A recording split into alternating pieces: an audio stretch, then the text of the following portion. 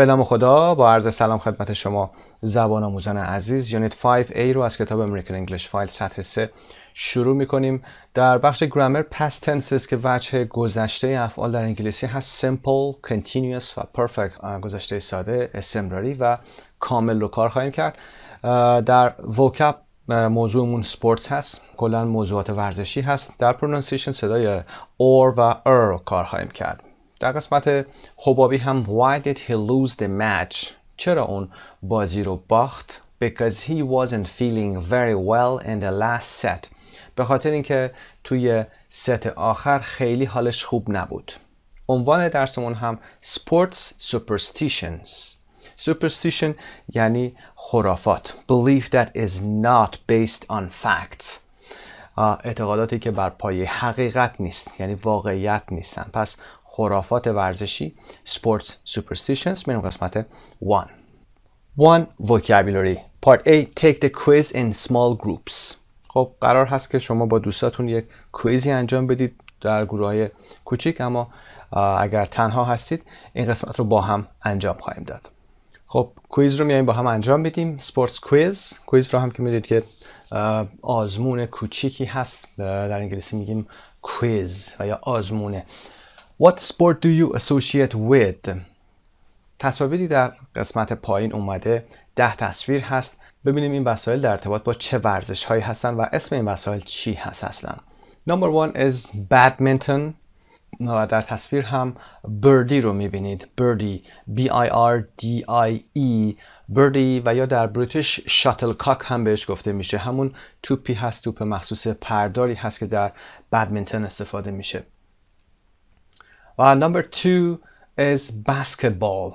بسکتبال و تصویر هم بسکتبال هوپ رو نشون میده. بسکتبال هوپ که این حلقه هست و خود بسکت هم که مشخصه. Number 3 is ice hockey. ice hockey هاکی روی یخ هست و وسایلی هم که در تصویر میبینید a hockey stick and puck. hockey stick، هاکی رو هم که میدونید چطور میشه نوشت H-O-C-K-E-Y و استیک که اون چوبی است که مخصوص ضربه زدنش هست S-T-I-C-K و پاک اون توپ مخصوص هست، البته توپ نیست، به یه حالت صفحه گردی هست که روی سطح یخ باید سر بخوره. پاک گفته میشه P-U-C-K پاک که در ورزش هاکی روی یخ استفاده میشه. Number 4 ice skating و وسایلی که اینجا هست ice skate هست، کفش مخصوص skate ice skate. Number 5 هم که مربوط به بایک رایدینگ هست و یا سایکلینگ هست، میتونید استفاده بکنید این اسما رو. و تصویری هم که در اینجا میبینیم یک بایک هلمت هست. It's a bike helmet to protect your head. Number 6 هم که یک سکیت بورد رو داره نشون میده و ورزش هم که سکیت بوردینگ یه سر نوشته میشه سکیت بوردینگ و این وسیله هم که is a skateboard. Number 7 shows a ribbon and a ball. A ribbon and a ball رو نشون میده. یه روبان هست و یه توپ هست، معمولا توپای پلاستیکی هستن. در ورزش جیمناستیک، در ورزش هایی که حالت آکروباتیک و نمایشی دارن استفاده میشه. A ribbon and a ball.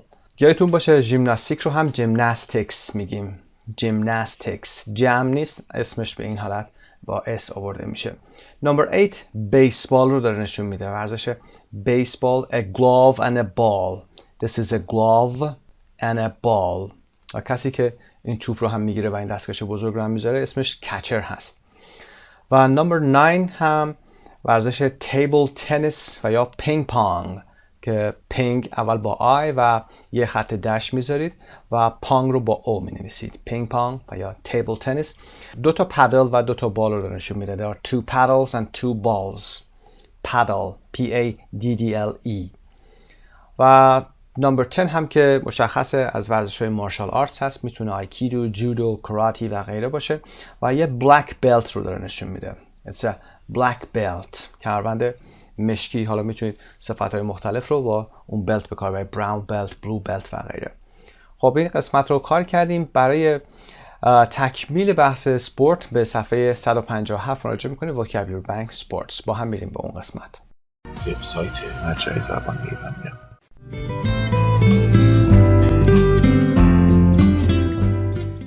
Okay, we are on page 157 sports.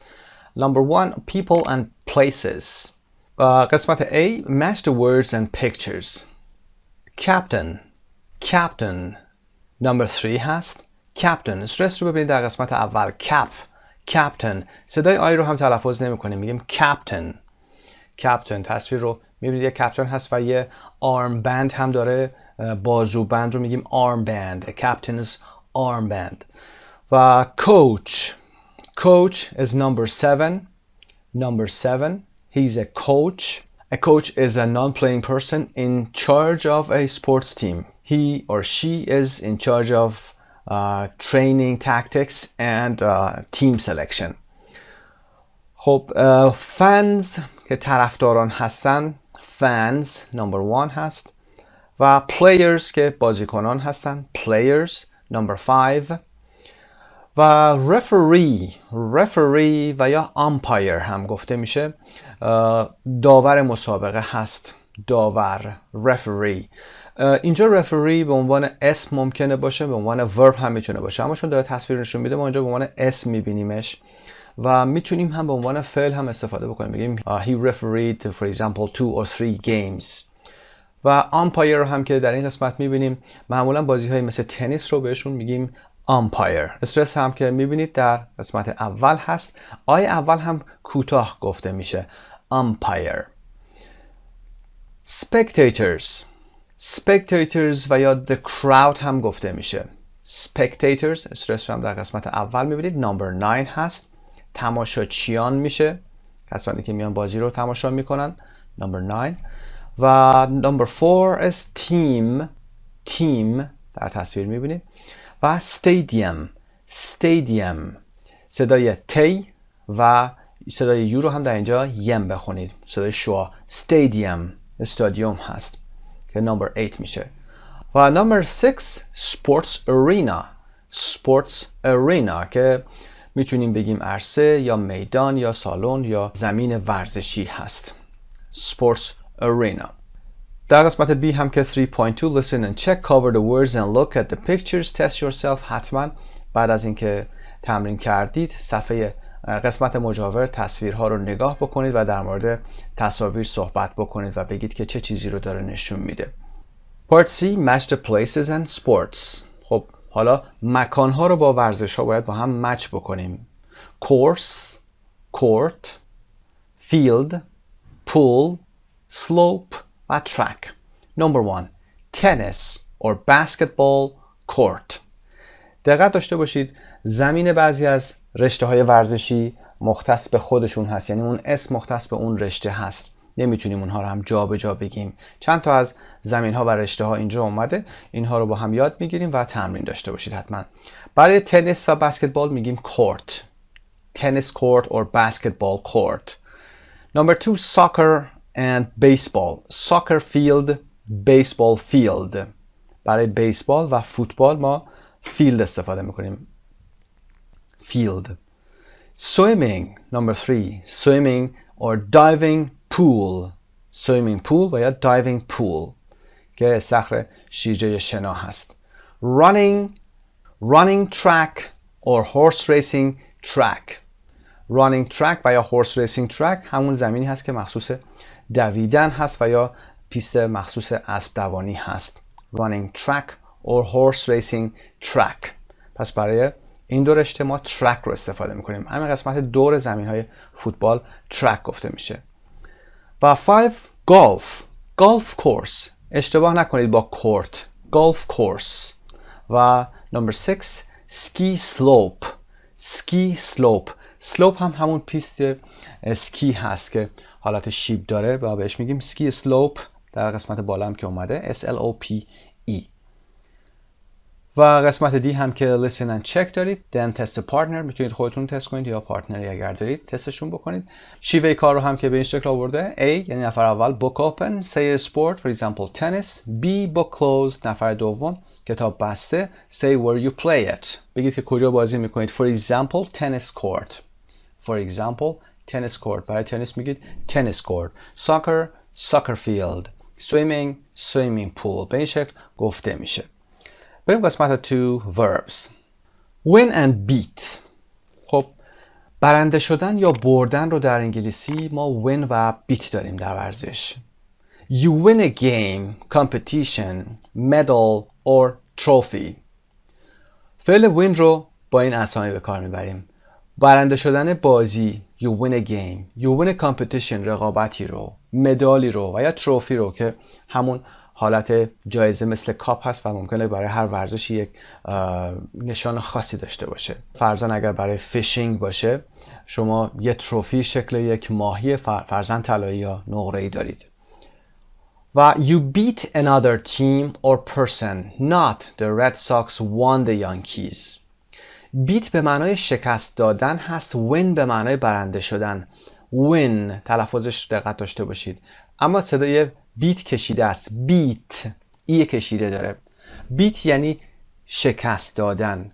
you beat another team or person. شما شخص دیگه یا تیم دیگه رو شکست میدید. شما برنده نمیشید. نمیگید the Red Sox won the Yankees. نمیگید که Red Sox یانکی رو برنده شد. میگیم the Red Sox beat the Yankees. beat هم دو حالت دیگهش به این شکل هست. beat, beaten که در قسمت پایین با هم کار خواهیم کرد. پس شما game, competition, medal و trophy رو مثل اینها رو، حالا کاپ یا چیز دیگه رو برنده میشید، اما beat رو به معنای شکست دادن تیم یا حریفتون، opponentتون میتونه باشه. A complete with the past tense and past participle. خب این جدول رو باید با هم پر بکنیم. beat گفتیم شکست دادن هست. beat, beaten صدای ان در انتها دارید. en اضافه میکنید. win, won on هست. won هر دو حالت past simpleش و past participleش به این شکل هست. و lose, lost باختن هست. tie به معنای مساوی کردن. گره زدن هم میشه، کراوات هم میشه، اما اینجا در ورزش منظورمون برابر کردن، مساوی کردن هست. دو حالت بعدیش هم tied یعنی فقط دی اضافه میکنید. tied. اما در قسمت B مثال های رو برای ورب های بالا میزنیم. complete the verb column with the past tense of a verb from A. میخوایم حالت گذشته فعل های بالا رو بیایم به کار ببریم. number 1 Costa Rica beat the US 3-0. تیم کوستاریکا US رو یعنی ایالات متحده رو 3-0 شکست داد. beat گذشتهش هم به همین شکل beat گفته میشه. پس ورب beat رو میذاریم. 3-0 3 مربوط به کوستاریکا میشه و 0 مربوط به the US میشه. پس beat فعل ما هست. number 2 کوستاریکا won the game 3-0. حالا همین بازی رو کوستاریکا 3-0 برنده شد. win the game که گذشتهش won هست. won هست. The Chicago Bulls lost 78-91 to the Boston Celtics.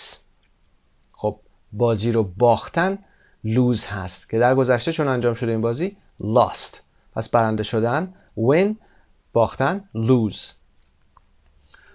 و اما number 4 Spain tied with Brazil 2-2. اسپانیا با برزیل 2-2 مساوی کرد. tied T-I-E-D. و میتونیم به این بازی هم بگیم it was a tie. So it was a tie یعنی یه مسابقه برابر داشتن، یه اسکورشون برابر بوده. The score was 2-2. خب این قسمت رو با هم انجام دادیم. win رو صحبت کردیم که برنده شدن جایزه‌ای هست، کسب کردن مدالی هست. و beat رو گفتیم شکست دادن هست، غلبه کردن و مغلوب کردن حریف هست. و lose گفتیم باختن هست. و tie که به عنوان فعل هم اینجا اومده و به عنوان اسم هم میتونه باشه، برابر کردن یا مساوی کردن هست. 3.4 listen and check A and B. خب این قسمت ها رو میتونید گوش بکنید و چک هم بفرمایید. میریم ادامه درس قسمت D. Complete the verb column with the verb from the list. Do, get injured, get in shape, go, kick, score, throw و train. Number 1. Professional sports people have to train every day. ورزشکاران حرفه‌ای have to باید هر روز every day train هر روز باید آموزش ببینن، تمرین کنن. train به عنوان فعل یعنی تمرین کردن. trainer کسی هست که آموزش میده، مربی هست. trainee کسی هست که آموزش میبینه. Number 2. Don't play tennis on a wet court. You might get injured. خب قسمت اول don't play tennis، تنیس بازی نکن. on a wet court، court گفتیم زمین تنیس میشه. on a wet court یعنی روی زمین خیس تنیس بازی نکن. you might گفتیم شاید، احتمال داره، ممکنه. you might get injured ممکنه که زخمی بشی، به خودت صدمه بزنی. you might get injured. Number 3. A soccer player has to try to kick the ball into the goal. Soccer player فوتبالیست هست، footballer. has to try باید سعی بکنه، تلاش بکنه. to has to try to چه کاری انجام بده؟ kick the ball، توپ رو ضربه بزنه و وارد گل بکنه، یعنی وارد دروازه بکنه. گل همون دروازه هست. goalkeeper دروازه‌بان هست. to kick the ball یعنی شوت کردن، ضربه زدن. 4. I've started going to the gym because I want to get in shape. I've started present perfect هست یعنی شروع کردم. چه کاری رو؟ going to the gym رفتن به باشگاه. to the gym مکانهای داخل شهر. to the cinema to the theater to the gym حرف تعریف د رو داره. because داره ریزنش رو میگه. because I want to به خاطر اینکه میخوام. get in shape یعنی فرم بدنم رو درست کنم. to get in shape میخوام بدنم رو بسازم، فرم بدنم رو اصلاح کنم و درستش کنم، بدن سازی کنم. و number 5. Our new striker is going to score a lot of goals. striker مهاجم هست، کسی که به تیم روبرو هجوم میبره. مهاجم جدیدمون میخواد کلی گل برامون کسب بکنه. score to score a lot of goals گل و یا امتیاز برامون کسب بکنه. فعل score رو به کار بردیم. Number 6. Would you like to go swimming this afternoon? Would you like to go swimming this afternoon? ورزش‌هایی که حالت ing دارن رو گفتیم با فعل go به کار میبریم. مثل bike riding، swimming، running. آیا امروز بعد از ظهر دوست داری که شنا بریم؟ Number 7. My brothers do yoga and tai chi. برادرهای من یوگا و تایچی انجام میدن. ورزش‌های رزمی و حالت‌های هنرهای رزمی رو با فعل do میگیم. do yoga, do tai chi, do karate. و in basketball players throw the ball to each other. throw the ball to each other. در بسکتبال بازیکنان توپ رو به سمت همدیگه پرتاب میکنن. پرت کردن به سمت همدیگه. throw the ball to each other یعنی پرت میکنن که بگیرن. اگر throw at بکنی یعنی به کسی ضربه زدن هست. هر چیزی رو throw something at somebody بکنید یعنی که به قصد ضربه زدن پرت کردی. ولی throw to میکنید یعنی پرت میکنید تا بگیره. برای فریاد کشیدن هم همینطوره. اگر فعل shout at somebody داشته باشید یعنی فریاد کشیدید که اون رو تحقیر بکنید. ولی shout to someone اگر میکنید یعنی که فریاد میکشید که اون صدای شما رو بشنوه. Part E 3.5 Listen and check. Cover the verb columns in B and D. Test yourself. خب تست رو میدید چطوری انجام بدید. سعی کنید که پاسخ‌ها رو در این ستون بنویسید، ستونی که خطاش رو آورده، و پاسخ‌ها رو نداشته باشید داخل متن. همیشه این کار انجام بدید که بتونید خودتون راحت تر تست کنید. اما phrasal verbs. It's important to warm up before you do any vigorous exercise. Do light exercise to get ready. For example, for a game. گرم کردن بدنتون میشه warm up. warm گرم کردن. warm up به معنی گرم کردنه. گرم کردن بدنتون قبل از هر گونه ورزش exercise، هر گونه ورزش شدید مهم هست. Do light exercise to get ready به معنای warm up به این معنا هست. Do light exercise یعنی ورزش نرمی رو انجام بدید. To get ready که آماده بشی. For example, for a game برای یه مسابقه میخواید آماده بشید. My daughter works out every afternoon. Exercises at a gym. دختر من هر روز بعد از ظهر work out میکنه. یعنی تمرین میکنه. Work out یعنی تمرین. تمرین ورزشی. My team was knocked out in the semifinals. eliminated. knock out وقتی بشه یعنی حذف شدن. وقتی تیمی knock out بشه یعنی حذف شده. in the semi-finals در نیمه نهایی حذف شد. eliminated. eliminate هم یعنی حذف کردن. قسمت سپورتس انجام شد. سعی کنید که وکب رو تمرین کنید.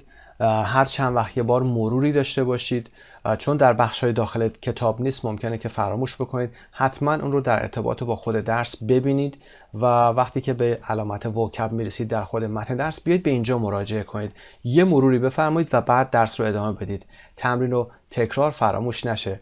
کلمات فرار هستن، باید در بافت استفاده بشن.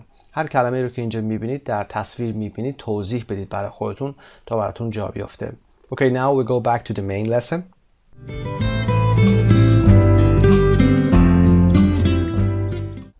خب ادامه میدیم درس رو با قسمت pronunciation. صدای or و Write the words in the correct column. Be careful with or. There are two possible pronunciations. خب حتما میدونید که موضوع این قسمت چی هست. صدای or like horse و صدای like bird رو خواهیم داشت اینجا. کلماتی که در این فهرست مشاهده می‌فرمایید باید در ستون مناسبشون قرار بگیره. کلمات رو میخونیم و بعد توضیح میدیم. برای horse کلمات court, for, score, shorts, sport و warm up.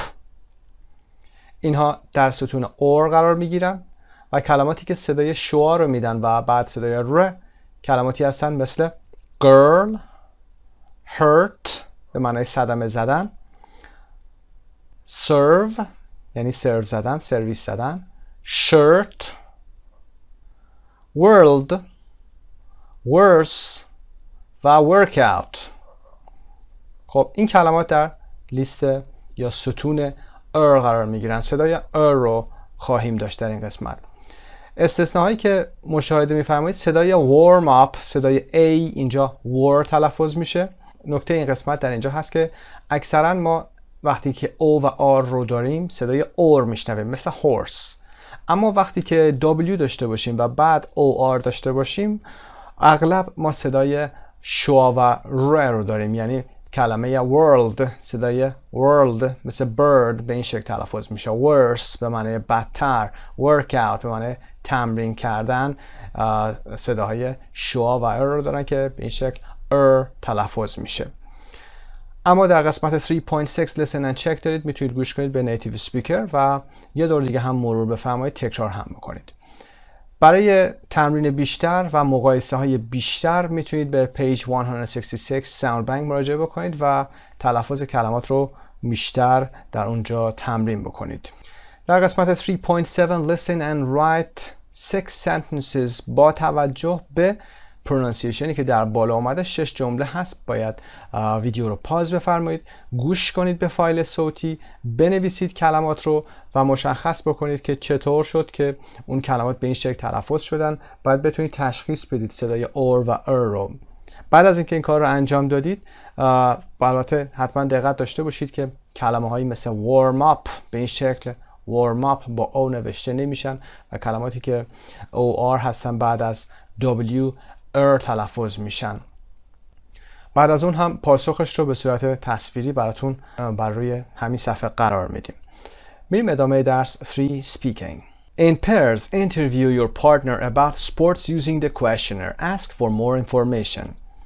خب اگر با دوستتون هستید این بازی خوبی هست، میتونید سپیکینگ خیلی خوبی داشته باشید. اگر هم تنها هستید این تمرین رو به صورت تنهایی میتونید انجام بدید. روش این کوئسشنر به این شکل هست. یه سوال کلی داریم اینجا، یه general question. Do you like sports؟ موضوع شما سپورتس هست. در این موضوع سپورت شما دو مسیر دارید. We have two routes. On the right you have the yes route and on the left you have the no route. در سمت راست شما مسیر yes رو دارید، پاسخهای yes میتونید بدید و در سمت چپ میتونید مسیر no داشته باشید. در واقع هر کدوم از این سوالات رو که پرسیده میشه سوال دیگه‌ای با اون ادامه پیدا میکنه و همینطور تا انتها که به 3 سوال مشترک هر دو مسیر میرسید و در اونجا این نوع کوئسشنر و این سوالات به پایان میرسه. توصیه میکنم حتما تک تک سوالات رو پاسخ بدید، به نکاتی که گفته میشه دقت داشته باشید و این رو به عنوان یه تسک کاری برای خودتون قرار بدید. یکی از نمونه سوالات آیلتس میتونه به همین شکل باشه. در مورد اسپورتس به شما چند تا سوال بدن و از روی اون سوالات باید شما پاسخ بدید. خب میریم ادامه بدیم سوالات رو با Do you like sports به صورت جنرال پرسیده. آیا از ورزش خوشت میاد یا دوست دارید ورزش رو؟ با yes شروع میکنیم. Yes, I do. Yes, I like sports. سوال What sport do you play؟ و یا What sports do you play اگر ورزش های بیشتری رو میخوام بپرسیم. خب چطور بپرسیم چه ورزشی میکنی؟ آیا بگیم What sports do you go؟ What sports do you do؟ What sports do you play؟ میگیم با play میپرسیم. به صورت کلی با play میپرسیم. حالا اگر فرد در مورد رشته خاصی میخواد جواب بده، اونجا باید اون فعل مناسب رو که در درس‌های گذشته گفتیم بیاره. برفرض اگر ورزش هایی که ing هستن مثل بایک رایدینگ، سویمینگ، هایکینگ یا هر ورزش دیگه‌ای که به این شکل ing داره با go میگه I go swimming به این شکل و غیره. و اگر ورزش هایی که با توپ هستن play هستش مثل I play football, I play soccer و ورزش هایی که martial arts هستن هنر رزمی هستن باید با فعل do گفته بشه I do karate, I do aikido و غیره. و ادامه سوال میپرسه، سوالی که پاسخ دادید یه سوال دیگه باید بپرسید. How often do you play sports؟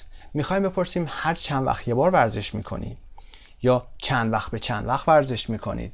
How often به این شکل میپرسید. How often do you play sports؟ پاسخ به این شکل میتونه باشه I play twice a week. I play 2 times a week.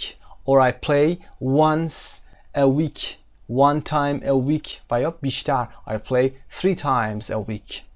و یا به ماه میخواید بگید I play 4 times a month. بعد از پاسخ دادن به این سوال بعدی شروع میشه Have you ever won a cup or a trophy؟ آیا تا به حال جام و یا تروفی رو برنده شدید؟ Have you ever won a cup or a trophy؟ ساختار present perfect. چرا؟ به خاطر اینکه میخوایم بپرسیم تا به حال برنده جام شدی، برنده کاپ شدی یا تروفی برنده شدی؟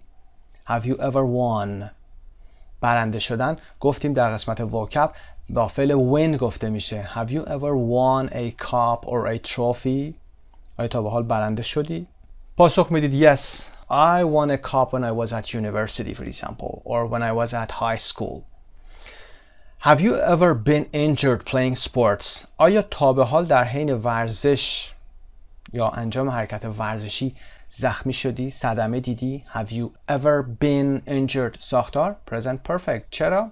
عرض کردم در قسمت قبلی میخوایم از گذشته تا حالا بپرسیم، نمیخوایم الان رو بپرسیم، نمیخوایم به صورت کلی بپرسیم، میخوایم از اول تا الان که ورزش شروع کردی.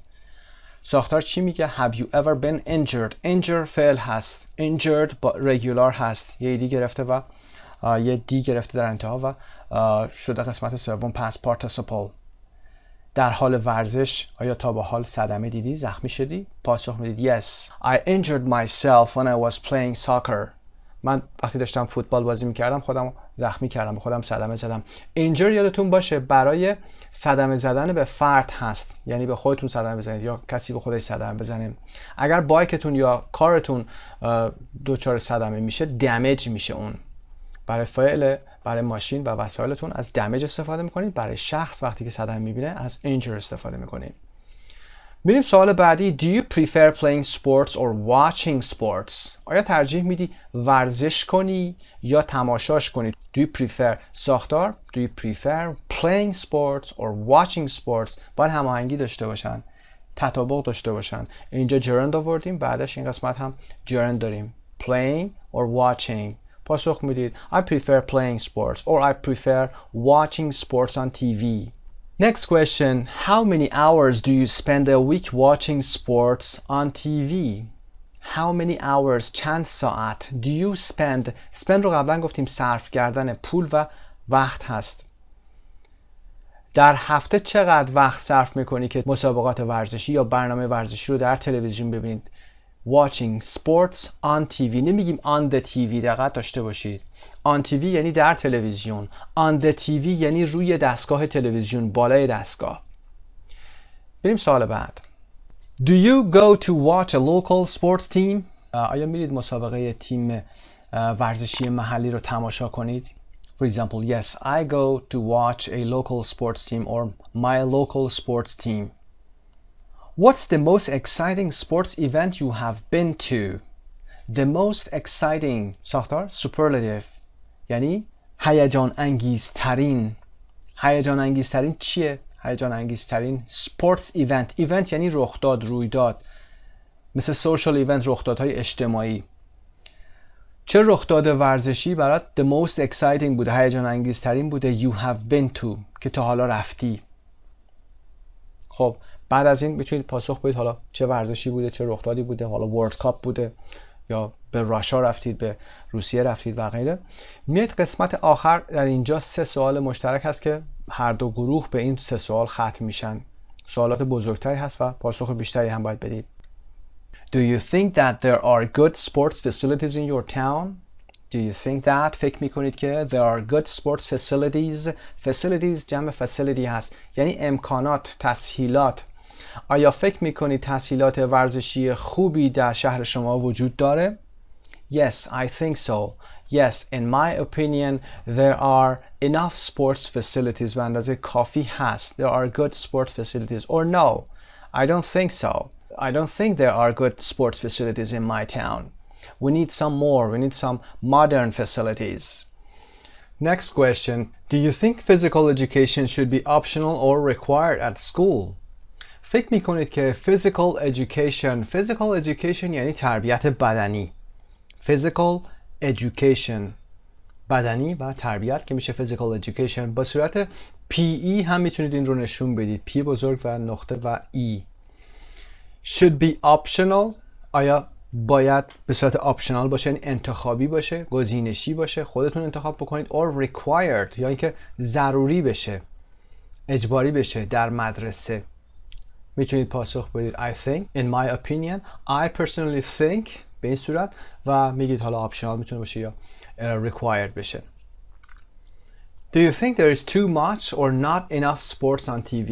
آیا فکر میکنید برنامه‌های ورزشی در تلویزیون خیلی زیاد هستن؟ There is too much در کتاب قبلی کار کردیم، یعنی چیزی که از enough بیشتر باشه. Or not enough آیا اینکه اصلا کافی نیست برنامه ورزشی در تلویزیون؟ آیا فکر میکنید کافی هست و یا کافی نیست؟ خب نظرتون رو در این قسمت میگید. میریم قسمت بالا، مسیر نو رو هم بیایم تا پایین. We begin again with this general question of do you like sports? آیا ورزش رو دوست داری، خوشت میاد؟ Answer is no, I don't like sports. What sports do or did you have to play at school? میخوایم بپرسیم که در مدرسه چه ورزشی رو باید انجام بدی یا انجام میدادید. What sports do you have to play at school؟ چه ورزشی رو باید انجام بدی و یا در گذشته با کمکی did. What sports did you have to play at school؟ در مدرسه at school به صورت کلی میگیم. حالا نوع ورزشتون رو میگید و میگید we had to play volleyball. We had to play soccer at school. و یا اگر زمان حال هست we have to play sports. حالا هر نوع ورزشی که دارید. این سوال به سوال بعدی منجر میشه و میگه do you enjoy it اگر زمان حال بودید و یا did you enjoy it ازش لذت میبرید، ازش لذت بردید، میبردید، خوشتون میومد. پاسخ میدید yes we enjoy it. No we didn't enjoy it. Do you do any kind of exercise؟ آیا هیچ نوع تمرینی میکنید؟ exercise نرمش، ورزشی میکنید. Do you do any kind of exercise؟ و سوال بعدی do you think you are in shape؟ Would you like to get in better shape؟ آیا فکر میکنید که فرم بدنیتون خوب هست؟ از لحاظ ساختار جسمی خوب هستید؟ Would you like to get in better shape؟ آیا دوست دارید یا تمایل دارید که فرم بدنتون بهتر بشه؟ سالمتر بشید؟ Do your family and friends like sports؟ خب میخواید در مورد دیگران پاسخ بدید. No they don't. Yes they do. Yes some of my friends like sports. به این شکل. و میریم سوال بعد. Is there any sport you don't mind watching on TV؟ آیا ورزشی است که با تماشای اون تو تلویزیون مشکلی نداشته باشید؟ What sport do you hate watching on TV? What sport و یا what sports do you hate watching on TV؟ یه ساختار در اینجا وجود داره. hate بعدش ما watching داریم، یعنی gerund داریم، اسم مصدر. از تماشای چه ورزشی در تلویزیون متنفری، یعنی بدت میاد که نگاه کنی. What sport do you hate watching on TV? Have you ever found a sports event exciting? آیا تا به حال شده که یک رخداد ورزشی برای شما هیجان انگیز باشه؟ Have you ever found a sports event رخداد یا رویداد ورزشی که exciting شده باشه براتون؟ به این ترتیب دوباره میرسیم به 3 سوال مشترک هر دو مسیر. توصیه میکنم حتما به سوالات به صورت کامل پاسخ بدید. اینجا فرصت نیست که ما کامل و به صورت مجزا به هر کدوم از سوالات پاسخ بدیم. از این گذشته سوالات که در اینجا پرسیده میشه مربوط به خود شما هست و شما باید ایده خودتون رو بیان بکنید و کپی نکنید. سعی کنید از یه سری ساختارها استفاده بکنید که گفته میشه، اما پاسخ خودتون رو بدید که وقتی که در آیلتس و تافل و یا هر جای دیگه که از شما پرسیده میشه، مصاحبه ای رو دارید، بتونید ایده خودتون رو خوب بیان بکنید. خب به این ترتیب میریم به قسمت بعد. for reading. Do you know of any sports players who are superstitious? What do they do? خب superstitious رو میشناسید. یه adjective هست، صفتی هست. is someone who is influenced by superstitions. کسی هست که تحت تأثیر خرافات هست. حالا پلیر هایی هستن که بازیکنانی هستن که سوپرستیشس هستن و اعتقادات خاصی دارن و یا به رسوم خاصی اعتقاد دارن که باید اون کارها رو انجام بدن تا بتونن به موفقیتی در رشته ورزشیشون برسن. اگر کسی رو میشناسید در موردشون صحبت بکنید. متنی که در قسمت پایین میاد میتونه بهتون کمک بکنه در پاسخ این سوال. میتونید در انتهای این متن بیایید به سوال بالا پاسخ بدید. اگر کسی رو میشناسید در مورد سوپرستیشن بیایید صحبت بکنید. Read an article about sports superstitions and complete it with A to F. خب متنی که در پایین اومده همونطور که عرض کردم خدمتون در مورد خرافات هست و خرافات ورزشی هست. باید قسمت های A to F که در اینجا داریم، جمله هایی که در اینجا هست رو در قسمت های خالی داخل متن ببریم. هم متن رو میخونیم و همین که این جاهای خالی رو پر میکنیم. If I bounce the ball 5 times. Bounce یعنی ضربه خوردن و برگشتن، مثل توپ بسکتبال که به زمین میزنید، مثل توپ تنیسی که در اینجا در تصویر میبینید. If I bounce the ball یعنی توپو بزنم زمین و برگرده. شرطی هم هست، شرطی نوع اول. If I bounce the ball 5 times اگر توپو 5 بار به زمین بزنم، ادامش خودتون میتونید بگید I will win the game، بازی رو برنده خواهم شد. Or I will win the point، اون امتیاز رو خواهم برد. خب اینها حالت سوپرستیشنی هستش که خیلی از تنیس پلیر ها اعتقاد دارن که توپ رو باید 5 بار زمین بزنن بعد سرو بزنن. میریم متن رو ببینیم. Matthew Seed writes about sporting superstitions. Matthew Seed در مورد خرافات ورزشی می نویسه. Number 1. Tennis players are strange people. تنیس بازان آدمای عجیبی هستن. کسایی که تنیس پلیر هستن آدمهای عجیبی هستن. Have you noticed how they always ask for 3 balls instead of 2? How they bounce the ball the same number of times before serving? As if any change from their routine might result in disaster? آیا دقت کردید، توجه کردید؟ Have you noticed how they always ask، اینکه چطور همیشه اونها درخواست 3 balls instead of 2 میکنن، به جای اینکه 2 تا توپ داشته باشن 3 تا توپ رو درخواست میکنن داشته باشن. How they bounce the ball the same number، قبل از اینکه سروشون رو بزنن، سرویس رو بزنن، تعداد باری که توپ رو به زمین میزنن تا بعدش بخوان سرویس رو بزنن به یک شماره هست، یک تعداد هست، مثلا 3 بار یا 4 بار به این شکل. As if any change، as if یعنی گویی، انگار که، در محاوره میگیم انگاری که. As if any change from their routine، هر تغییری از روتینی که دارن، کار عادی که دارن همیشه انجام میدن، کار معمولشون، might result in disaster. might احتمال رو میرسونه، احتمال داره که منتج بشه result، نتیجه بده in disaster، به یک مصیبتی منتج بشه. و part 2 A good example is Serena Williams. یه مثال خوب هم سرینا ویلیامز هست. The number one female tennis player. بازیکن تنیس زن شماره 1، یعنی نفر اول. When she was once asked why she had played so badly at the French Open, she answered, I didn't tie my shoelaces right, and I didn't bounce the ball 5 times, and I didn't bring my shower sandals to the court with me. I didn't have my extra dress. I just knew it was fate. It wasn't going to happen. وقتی یک بار ازش پرسیده شد when she was once asked، she was asked ازش پرسیده شد، she was once asked یک بار ازش پرسیده شد که چرا why she had played so badly، چرا اونقدر بد بازی کرده بود. badly قید هست. at the French Open she answered، در مسابقات آزاد فرانسه ازش پرسیده شد، اون پاسخ داد من بند کفشام رو درست نبسته بودم. I didn't tie my shoelaces right. shoelaces بندای کفش. tie فعل بستن هست. گفتیم در مسابقات ورزشی در result ممکنه برابری رو نشون بده، اما اینجا فعل بستن بند کفش هست. درست نبسته بودم و توپ رو هم 5 بار به زمین نکوبیدم یا نزدم.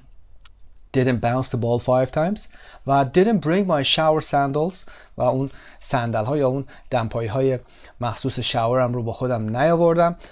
to the court with me. court اینجا به معنای دادگاه نیست. گفتیم در مورد زمین های بازی برای تنیس میگیم تنیس کورت، گلف رو میگیم گالف کورس، فوتبال یا ساکر رو میگیم ساکر فیلد.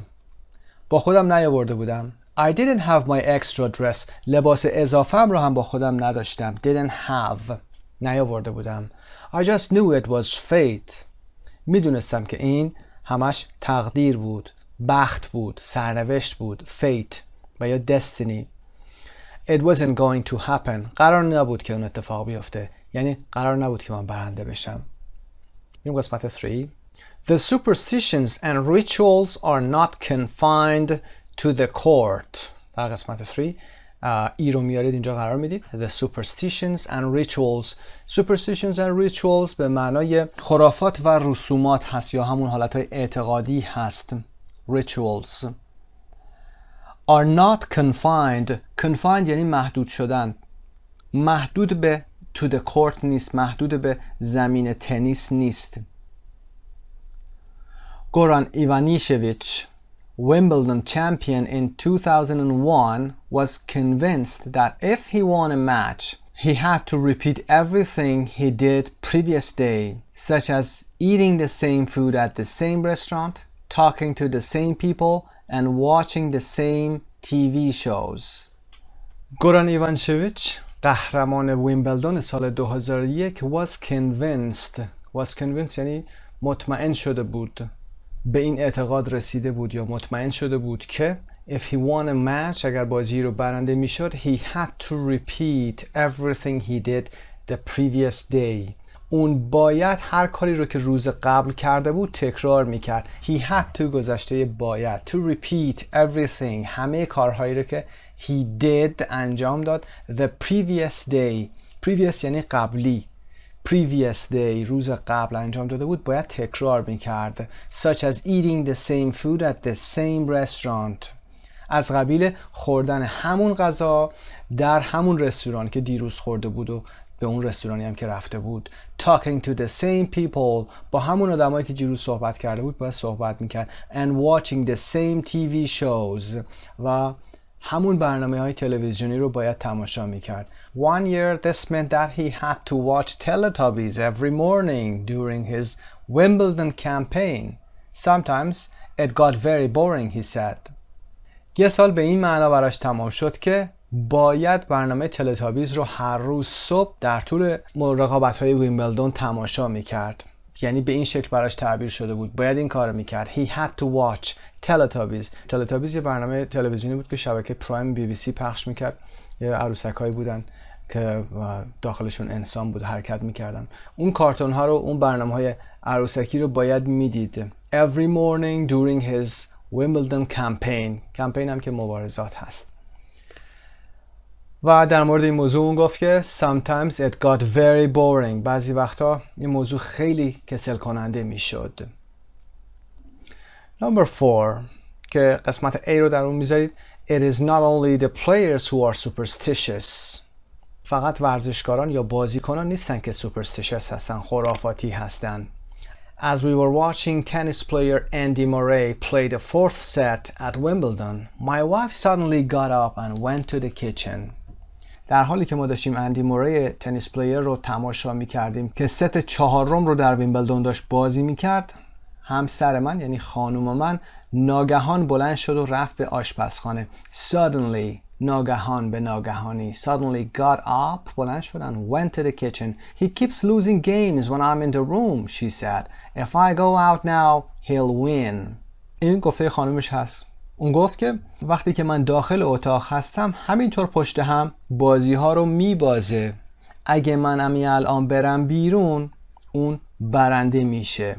If I go out now, he'll win.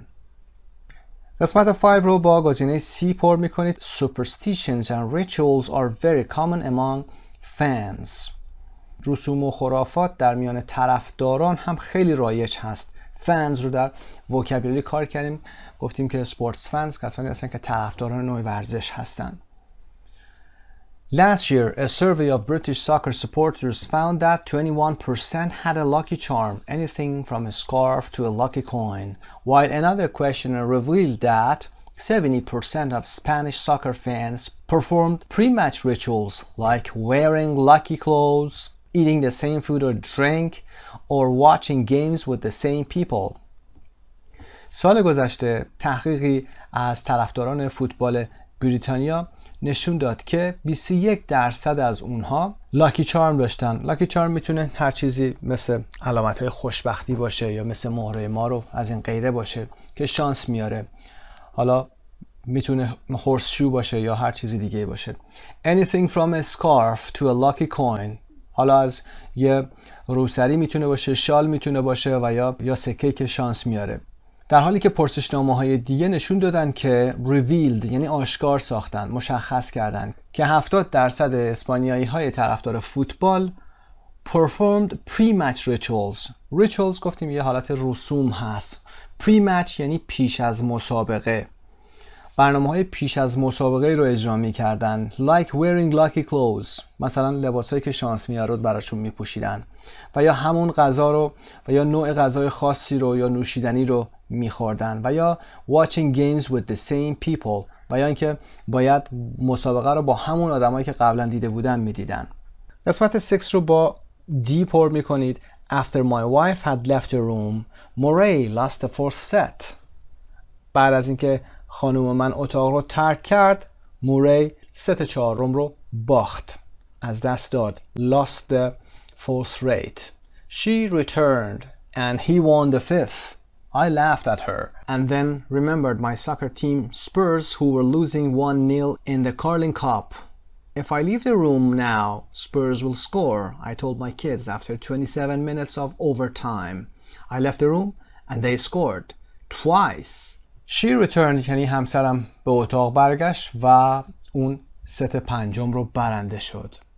من به اون خندیدم، یعنی به همسرم خندیدم و بعد تیم فوتبال خودم که سپرز اسمش هست در پایینم توضیح میده. تاتنهام هاتسپر، a London soccer team، یک تیم فوتبال لندنی هست. Who were losing که داشتن میباختن، 1-0 داشتن در کارلینگ کاپ داشتن میباختن. اونو به یادم اومد. من بعد از 27 دقیقه وقت اضافه به بچه‌هام گفتم اگر من اتاق رو الان ترک بکنم تیم اسپرز برنده میشه. will score، امتیاز میگیره. من اتاق رو ترک کردم و اونا برنده شدن، امتیاز گرفتن 2 بار، twice.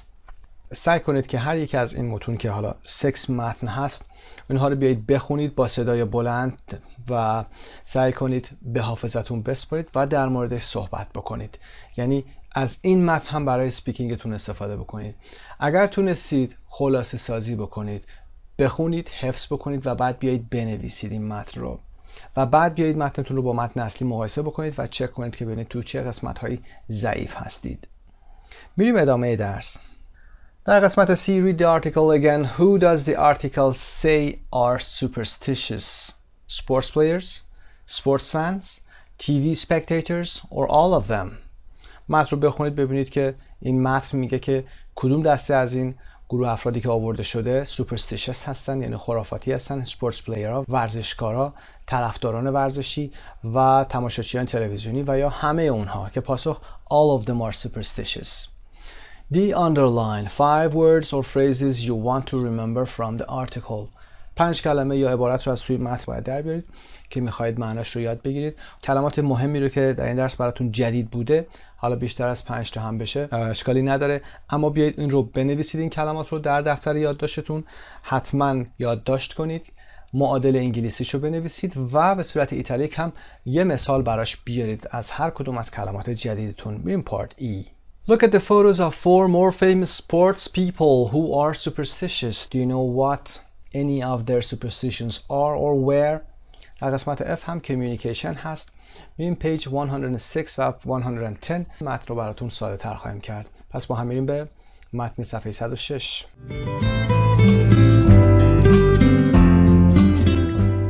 خب در صفحه 106 هستیم، متن رو میخونیم. بقیه قسمت های تمرین رو خودتون میتونید انجام بدیم. Sidney Crosby never calls his mother on a game day, even if it's her birthday. He believes that he gets injured on the days he calls his mother before a game. سیدنی کراسبی هیچ وقت روز مسابقهش به مادرش زنگ نمیزنه، حتی وقتی که روز تولد مادرش هست. او معتقد هستش که اگر در روزی که مسابقه داره قبل از مسابقه به مادرش زنگ بزنه زخمی میشه یا دچار مشکلی میشه. When Kolo Touré played for Arsenal, he always insisted on being the last player to leave the dressing room after the halftime break. This was never usually a problem. وقتی که کولو تورé برای آرسنال بازی میکرد همیشه اصرار داشتش که در پایان استراحت هاف تایم اون آخرین نفری باشه که از اتاق درسینگ روم بیرون میره یا از رختکن بیرون میره. This was never usually a problem. معمولا مشکلی هم نبود. However, in one game when William Gallas, his teammate, was injured and needed treatment at halftime during a match, Touré stayed in the dressing room until Gallas had been treated. This meant that Arsenal had to start the second half with only 9 players. اگرچه در یکی از بازی‌ها وقتی که ویلیام گالس his teammate هم تیمیش صدمه دید و نیاز بود که در هاف تایم در طول یک مسابقه درمان بشه، توری هم در رختکن باقی موند و تا اینکه گالس درمان شد یا معالجه شد. به این شکل که آرسنال مجبور شد که نیمه دوم رو فقط با 9 بازیکن ادامه بده. Jason Terry, an American basketball player, wears the colors of his team's opponents the night before a game. Jason Terry یه بازیکن بسکتبال آمریکایی هست که شب قبل از مسابقهش لباسهایی رو به رنگ لباس تیم مخالفش میپوشه یا حریفش میپوشه. Opponents. If the team he is playing the next day wears black and white, then Terry wears black and white to bed the night before. اگر تیمی که قرار فردا باش بازی بکنه لباسش مشکی و سفید هست، تری هم با لباس مشکی و سفید به رخت خواب میره شب قبل از مسابقه رو. He's been doing this since his playing days in college. اون این کار رو در ورزش داره از زمان دانشکده یا دانشگاهش داره انجام میده. He's been doing this. ساختار present perfect continuous هست. Alexander Wurz, an Austrian racing driver, used to race with odd-colored shoes, the left one red and the right one blue. It came about when he lost a shoe before a big race and had to borrow one of a different color. After winning the race, he decided it was a lucky omen. الکساندر وورتز، یک راننده اتریشی مسابقات اتومبیل رانی، با کفش‌های به رنگ مختلف رانندگی می‌کرد. پای چپ قرمز و پای راست هم آبی. این زمانی شروع شد که اون یکی از کفش‌هاش رو قبل از یه مسابقه بزرگ گم کرد. He lost a shoe. A shoe یعنی یه لنگه کفش رو گم کردن. Shoes کلا به کفش‌ها به یک جفت کفش گفته میشه. یه کفشش رو قبل از یه مسابقه بزرگ گم کرد و مجبور شد had to borrow قرض بگیره one of a different color. مجبور شد یه کفش دیگه که با یه رنگ دیگه بود رو قرض بگیره. After winning the race بعد از بردن مسابقه اون تصمیم گرفت که it was a lucky omen. این براش یه حالت خوشیومنی داشت. اومن یعنی حالت خوشیومن بودن و a lucky omen یعنی که یک حالت مثل مهره مار یا یه چیزی که خوششانسی برای کسی میاره بود. اما کاری که برای این کمیونیکیشن باید بکنید در قسمت های B, C, D اومده. میتونید تعریف بکنید برای دوستتون، میتونید خودتون برای خودتون تعریف بکنید، میتونید سوال در بیارید و میتونید از متن سوال در بیارید، از دوستتون بپرسید و کارهای مختلفی رو با این متن انجام بدید. در قسمت آخرین درس در Part G, do you have any superstitions? For example, when you are playing or watching sports or before an exam. خب شما هم آیا خرافاتی دارید یا معتقد هستید به یه سری خرافات؟ مثلا یه زمانی که دارید یه نوع ورزش رو انجام میدید یا تماشا میکنید یا قبل از یه امتحان به خرافاتی اعتقاد دارید، مثلا خودکارتون چه رنگی باشه یا پاککنتون چه شکلی باشه و غیره. در موردش اگر میتونید صحبت بفرمایید. به این ترتیب درس 5A قسمت اول به پایان میرسه. موفق باشید. به نام خدا، با عرض سلام خدمت شما زبان آموزان عزیز. یونیت 5 رو ادامه میدیم. در قسمت A هستیم، page 46 part 5 listening. بخش listening رو داریم، در مورد داورها هست. referees میخونیم متن رو. in your country are referees A well paid, B respected, C unpopular. آیا در کشور شما داورها well paid هستند؟ یعنی بهشون خوب پول داده میشه. respected هستند، بهشون احترام گذاشته میشه. و یا unpopular هستند، یعنی مردمی نیستن، عام پسند نیستن، مردم بهشون علاقه ای ندارن.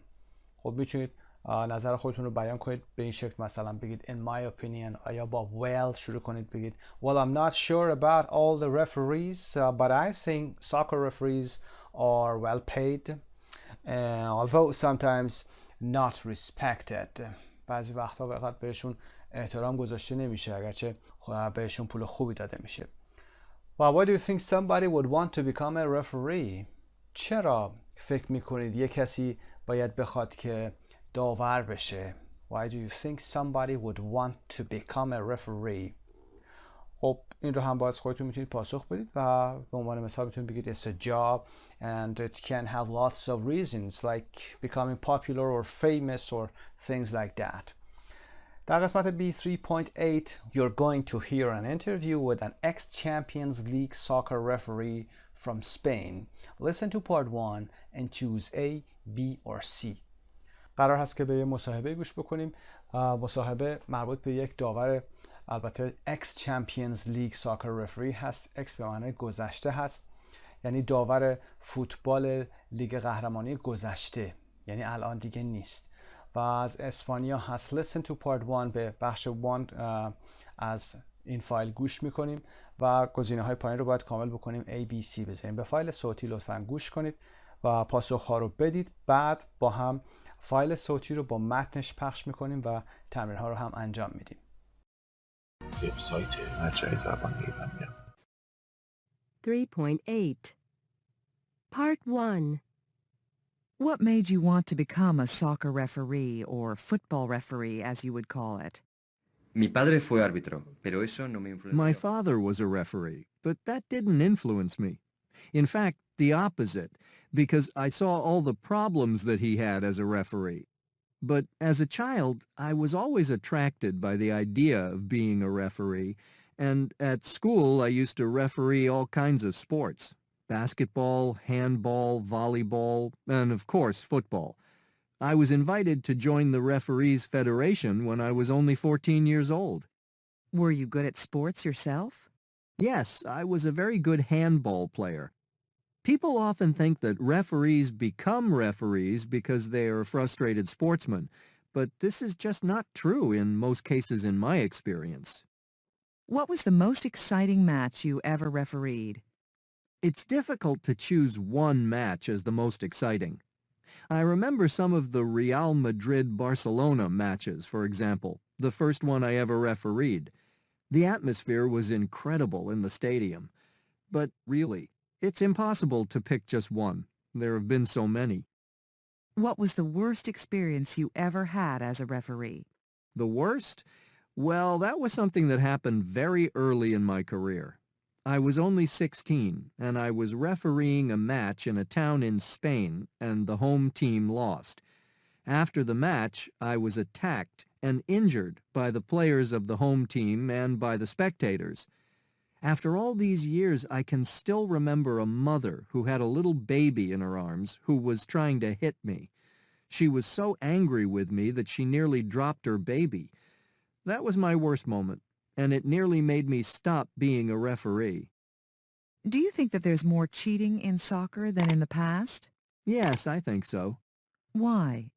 I think it's because there's so much money in football today that it's become much more important to win.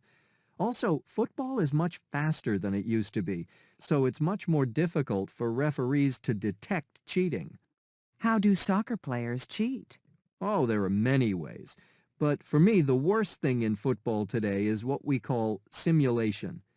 Simulation is when a player pretends to have been fouled when in fact he hasn't. For example, sometimes a player falls over in the penalty area when in fact nobody has touched him. And this can result in the referee giving a penalty when it wasn't a penalty. In my opinion, when a player does this, he's cheating not only the referee, not only the players of the other team, but also the spectators, because spectators pay money to see a fair contest. خب در زیر تصویرم که اسم داور رو می‌بینید خوان آنتونیو فرناندز مارین refereed 200 league and 50 international games که اسمشون هست خوان آنتونیو فرناندز 200 مسابقه لیگ و 50 مسابقه بین‌المللی رو داوری کرده. refereed به عنوان فعل اینجا هست. Number 1. Why did he become a referee? چرا یک داور شد؟ گزینه C. He was always attracted by the idea. همیشه این ایده داور شدن رو به طرف خودش میکشید. He was always attracted by the idea. Which idea? The idea of becoming a referee. Number 2. What was the most exciting game he ever refereed? هیجان انگیزترین بازی که اون تو عمرش داوری کرد کدوم بود؟ The answer is B. He can't choose just one. اون نمیتونه فقط یکیشو بیاد انتخاب بکنه. Number 3. The worst experience he ever had as a referee was when a woman attacked him. B. A woman attacked him. بدترین تجربه the worst experience superlative هست he ever had کلن داشته در طول زندگیش داشته به عنوان as a referee به عنوان یه داور داشته وقتی بود که یک خانومی بهش حمله کرد attacked him attacked صدای دی رو هم ببینید ت خونده میشه attacked به خاطر وجود که بعد از که دیگه در رو نمیتونید خوب تلفظ کنید میگید attacked. Number 4. Why does he think there is more cheating in soccer today? چرا اون فکر میکنه که امروزه در بازی فوتبال تقلب بیشتری وجود داره cheating more cheating تقلب بیشتر. The answer is A. Because soccer is big business. به خاطر اینکه فوتبال الان یه تجارت بزرگی شده. And number 5. How does he say soccer players often cheat? اون میگه که اغلب بازیکنان فوتبال چطوری چیت میکنن چطوری تقلب میکنن. The answer is A. They fall over when no one has touched them. They fall over. Fall over یعنی زمین میخورن. When no one has touched them وقتی که هیچ کس هم بهشون دست نزده. Has touched them. تلفظ د صدای ت رو داره. Touched به خاطر وجود چه. ما صدای دی رو نمیتونیم تلفظ کنیم و میگیم touch them. اونا زمین میخورن در حالی که هیچ کس هم بهشون دست نزده. خب میریم قسمت C 3.9. Now listen to part 2. Complete the sentences with 1 to 3 words. خب قسمت 2 رو باید گوش بکنید به فایل صوتیش. متن پایین رو کامل بکنید با 1 تا 3 کلمه پر میشه و بعد متنش رو براتون پخش میکنیم با صدا و بعد از اون میریم کلمات مهم متن رو هم در موردش توضیح میدیم یا کلماتی که احساس میکنم جدید باشه براتون. لطفاً ویدیو رو پاس کنید، فایل صوتی رو گوش کنید، تمرین رو انجام بدید. 3.9 Part 2 What's the most difficult thing about being a referee? The most difficult thing is to make the right decisions during a match. It's difficult because you have to make decisions when everything's happening so quickly. Football today is very fast. You must remember that everything is happening at 100 kilometers an hour. Also, important decisions often depend on the referee's interpretation of the rules. Things aren't black and white.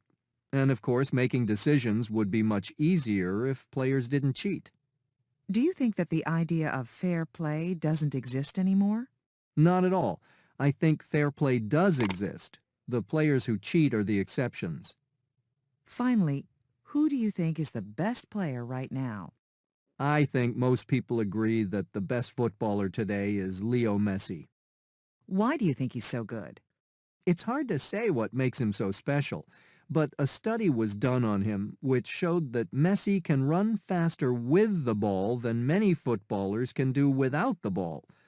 Apart from his great ability, what I also like about him is that he isn't the typical superstar footballer. You can see that he enjoys playing football, and he behaves in public and in his personal life in a very normal way. That's unusual when you think how famous he is. And what's more, he doesn't cheat. He doesn't need to. Number 1. The most difficult thing for him about being a referee is making the right decisions during a game. سخت‌ترین کار، the most difficult، سخت‌ترین کار یا چیز برای اون در ارتباط با داور بودن is making the right decisions. We make a decision. تصمیم اتخاذ کردن، تصمیم درست اتخاذ کردن میشه making the right decision. و حالا جمع هست making the right decisions. تصمیمات درست رو در طول یک بازی اتخاذ بکنه یا بگیره. Number 2, one of the reasons why it's difficult is because soccer today is so fast. یکی از دلایل این که one of the reasons why it's difficult، یکی از دلایل این که این کار سخت هست اینه که is because soccer today is so fast. فوتبال امروز خیلی سریع هست. Number 3, making correct decisions often depends on the referee's interpretation of the rules. Making correct decisions، گفتیم make decision. Making correct decisions، اتخاذ تصمیم درست اغلب بستگی داره به often depends on. حرف اضافه on برای depend. Depends on the referee's interpretation of the rules. Referees apostrophe s داره، مالکیت. Interpretation یعنی تعبیر، تفسیر یا ترجمه هم ممکنه جایی معنا بده. پس به تفسیر یا تعبیر قوانین یا مقررات توسط داور بستگی داره. Number 4, he thinks that players who cheat are still the exceptions. اون فکر میکنه که بازیکنانی که who cheat، بازیکنانی که، اینجا ضمیر موصولی هست، میخوایم تعریف کنیم در مورد این بازیکنان، اطلاعاتی بیشتر بدیم. این بازیکنانی که تقلب میکنن در حال حاضر باز هم جزء استثناءات هستن. are still اینجا به معنی باز هم جزء استثناءات هستن. exception E-X-C-E-P-T-I-O-N اینجا جمع هست، یه اسم در انتها میذارید. جزء استثناءات هستن. Number 5, a study that was done on Leo Messi shows that he can run exceptionally fast with the ball. تحقیقی که بر روی لئو مسی انجام شد، a study that was done انجام شد on Leo Messi، بر روی لئو مسی انجام شد، نشان داد یا نشان میده که that he can run میتونه exceptionally fast بدوه، یعنی به صورت استثنایی سریع بدوه with the ball، با توپ میتونه سریع بدوه. He thinks Messi isn't the typical superstar soccer player. اون فکر میکنه که مسی یک فوتبالیست سوپرستار معمولی نیست. خب با هم میایم به صفحه 125 کتاب. در انتهای کتابتون 3.8 بعضی از قسمت ها که نکات مهمش هست رو بگم خدمتون. قسمت اول What made you want to become a soccer referee؟ چی باعث شد که شما بخوای داور بشی؟ در چند پاراگراف پایینتر قسمتی که خوان صحبت میکنه that referees become referees because they are frustrated sportsmen. Frustrated sportsmen یعنی ورزشکاران ناکام. و simulation رو به این شکل تعریف میکنه simulation is when a player pretends to have been fouled when in fact he hasn't. simulation یا تظاهر وقتی هست که یک بازیکن pretends یعنی تظاهر میکنه، وانمود میکنه که have been fouled که روش خطا انجام شده باشه، فول شده باشه روش، فولی روش انجام شده باشه، خطایی روش انجام شده باشه when in fact he hasn't، در صورتی که همچین اتفاقی نیفتاده و کسی خطایی روش انجام نداده. در قسمت پایین هم که fair contest داریم به معنای fair play هست، یعنی مسابقه یا رقابت جوانمردانه. در فایل 3.9 هم که making the right decision هست. make the right decisions که گفتیم در متن درس اتخاذ تصمیم درست هست و interpretation of the rules که به معنای تعبیر یا تفسیر قوانین یا مقررات هست. black and white they're not black and white یعنی شفاف و روشن نیستند، یعنی واضح نیستند. در این قسمت خوان میگه I think fair play does exist. does رو با exist آورده، does برای تأکید آورده شده، واقعا وجود داره. و exceptions که به معنای استثناءات هست. امیدوارم این توضیحات براتون کافی بوده باشه. بقیه متن فکر میکنم براتون ساده باشه. برمیگردیم به درس اصلی. در قسمت دی Do you agree with the referee that there is more cheating in soccer than before؟ آیا با داور موافق هستی؟ Do you agree with the referee؟ ده حرف تعریف آورده. برای چی؟ برای اینکه همین داوری که داریم در مورد صحبت میکنیم، در مورد داوری که الان حرف زد برامون، that there is more cheating in soccer than before که امروزه نسبت به گذشته تقلب بیشتری وجود داره. Is it true in other sports as well؟ این در ورزش‌های دیگه هم صدق میکنه. Would you like to be a sports referee or umpire? Why or why not؟ دوست دارید که داور یک مسابقه ورزشی بشید، حالا رفری و یا آمپایر بشید؟ چرا و چرا نه؟ میتونید در مورد این موضوع صحبت کنید با توجه به اطلاعاتی که از متن فایل صوتی گرفتید. بریم ادامه درس. قسمت 6 grammar. Part 6 grammar past tenses simple continuous perfect. در بحث grammar موضوعمون زمانهای گذشته هست که وجه ساده، وجه استمراری و وجه کاملش هست. A. In your country is cheating considered a serious problem in sports؟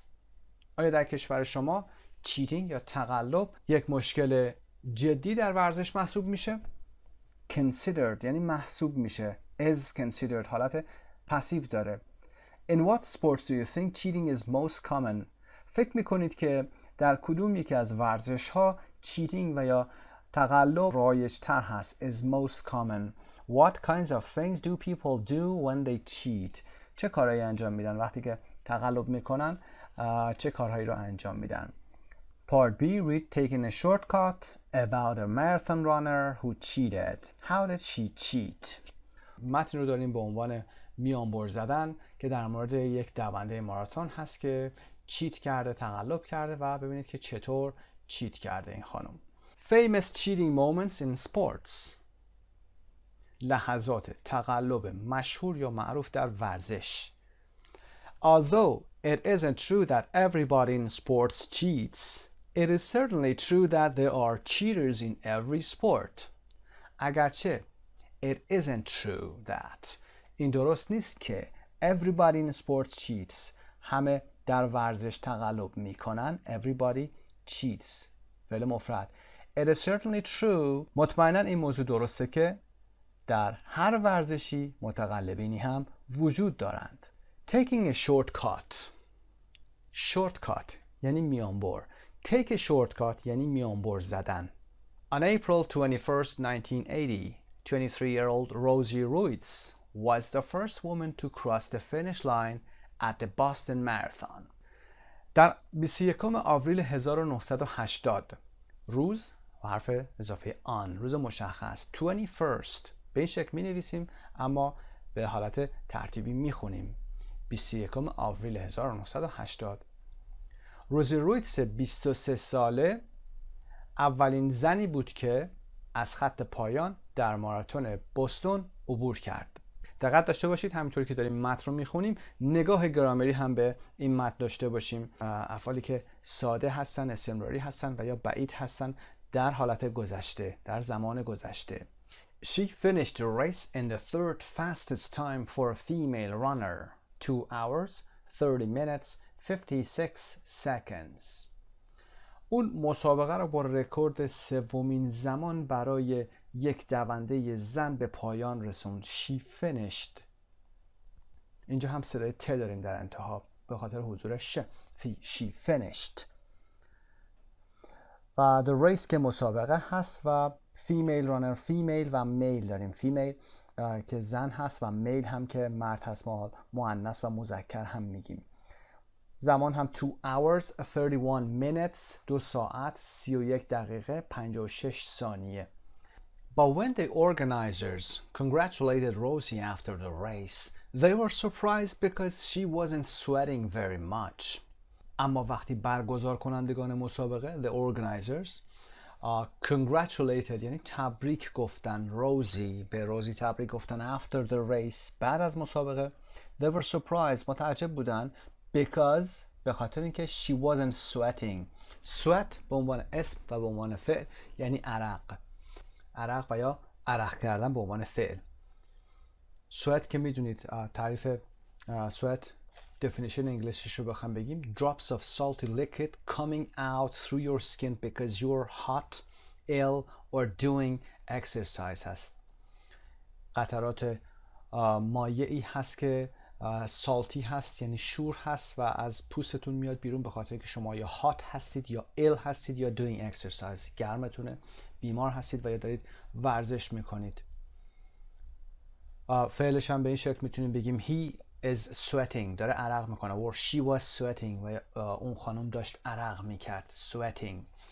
خب she wasn't sweating very much اون خیلی در حال عرق کردن نبود یا خیلی عرق نداشت. Some spectators who were watching the race told them what had really happened.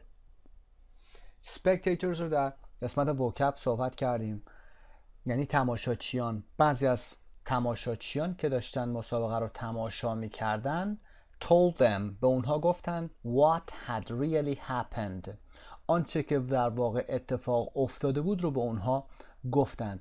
had happened past perfect هست، ماضی بعید در فارسی میگیم. یعنی این اتفاق قبل از اینکه اینها به برگزار کنندگان مسابقه بگن اتفاق افتاد. had happened گذشته بعید هست. During the last half mile, Rosie suddenly jumped out of the crowd and sprinted to the finish line. در طول نیم مایل آخر روزی به ناگهان jumped out of the crowd از جمعیت خارج شد و sprinted to the finish line و به سمت خط پایان دوید. sprinting یعنی با سرعت دویدن مثل دوی سرعت. The marathon organizers took Ruiz's title away and awarded it to the real winner, Jacqueline Garou. مسئولین ماراتون عنوان رویتسز به این شکل تلفظ میشه، عنوانش رو take away کردن، ازش گرفتن. took away گذشته هست، گذشته ساده. and awarded it یعنی این رو دوباره اعطا کردن. award هم اینجا گذشته اومده. awarded به خاطر وجود د در این قسمت ما صدای ایدی رو id میشنویم. awarded it to the real winner اون رو اعطا کردن به برنده واقعی که ژاکلین گارو بوده. It was later discovered that 3 months earlier Rosie had also cheated in the New York City Marathon where she had taken the subway. بعداً مشخص شد که 3 ماه پیش روزی had cheated تقلب کرده بود. had also cheated با قید آورده، یعنی اونجا هم تقلب کرده بود در نیویورک سیتی ماراتون، در دوی ماراتون نیویورک سیتی. where she had taken the subway که در اون هم سوار مترو شده بود یا مترو گرفته بود. she had taken.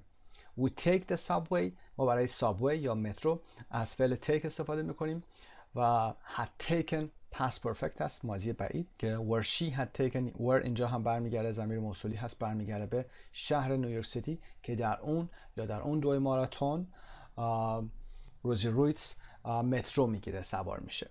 برمیگردیم به متن اصلیمون صفحه 46. خب این قسمت هم که سوال رو باید بتونید پاسخ بدید چون روی متن کار کردیم. How did she cheat؟ 2 قسمت چیتینگ داشته، در مورد این چیتینگ ها باید صحبت بکنید که نمبر 1ش چطور بوده و نمبر 2ش چطور بوده، به چه شکلی چیت کرده. میریم قسمت بعد. در قسمت C look at the highlighted verbs in the text داریم کلماتی که افعالی که هایلایت شدن در متن رو ببینید کدومی که از اونها برای چه زمانی استفاده شده یا کاربردش چی هست. Which of them are used for number 1 a completed action in the past کاری که در گذشته انجام شده و تمام شده، فعالیتی که در گذشته به پایان رسیده. simple past ها هستن گفتیم در اون قسمت. was و finished به عنوان مثال an action that happened before the past time we are talking about فعالیتی که قبل از زمان گذشته که داریم صحبت میکنیم اتفاق افتاد که همون بحث past perfect هست، مثل had happened اتفاق افتاده بود و یا had taken گرفته بود. Number 3 an action in progress or not at a particular moment in the past فعالیتی که در لحظه خاص در زمان گذشته در استمرار بوده و یا حالت استمرار تو اون لحظه نداشته. ما اون رو با past continuous میشناسیم، گذشته استمراری. به عنوان مثال wasn't sweating در حال عرق کردن نبود. به این شکل. به این ترتیب میرسیم به قسمت اصلی grammar page 140 grammar bank 5a learn more about past tenses and practice them. با هم میریم به قسمت grammar.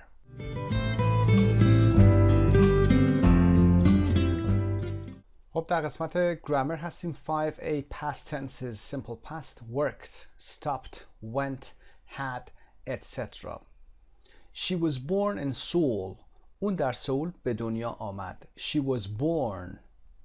They got married last year اونها سال گذشته ازدواج کردن. They got married. On the way to Rome we stopped in Florence for the night در راهمون در مسیرمون به سمت روم در فلورنس برای شب توقف کردیم. We stopped توقف کردیم. The plane didn't arrive on time هواپیما به موقع نرسید. Didn't arrive. What time did you get up this morning امروز صبح چه وقتی بلند شدی از خواب. Did you get up. We use the simple past for finished actions in the past when we say, ask or know when they happened. گذشته ساده را برای فعالیت‌هایی که در گذشته به پایان رسیدند استفاده می‌کنیم. When we say وقتی که میگیم، وقتی که میپرسیم و یا میدونیم که چه وقتی اونها اتفاق افتادند. Remember irregular verbs page 165. افعال بی‌قاعده هم یادتون باشه به چه شکلی هستند. یعنی به عنوان مثال فعل work رو ما ایدی بهش میدیم میشه worked. افعال بی‌قاعده حالت خاصی دارن، همیشه با ایدی به گذشته نمیبریم. مسلما به این موضوع مسلط هستید. میریم قسمت بعدی. Past continuous. 1. What were you doing at 6 o'clock last night? دیشب ساعت 6 داشتی چی کار میکردی؟ Were you doing? Number 2. I was driving along the freeway when it started snowing.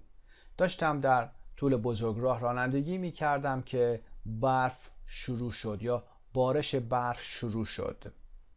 While I was doing the housework, the children were playing in the yard. وقتی که داشتم کار خونه رو انجام میدادم بچه ها داشتن توی حیاط بازی میکردند.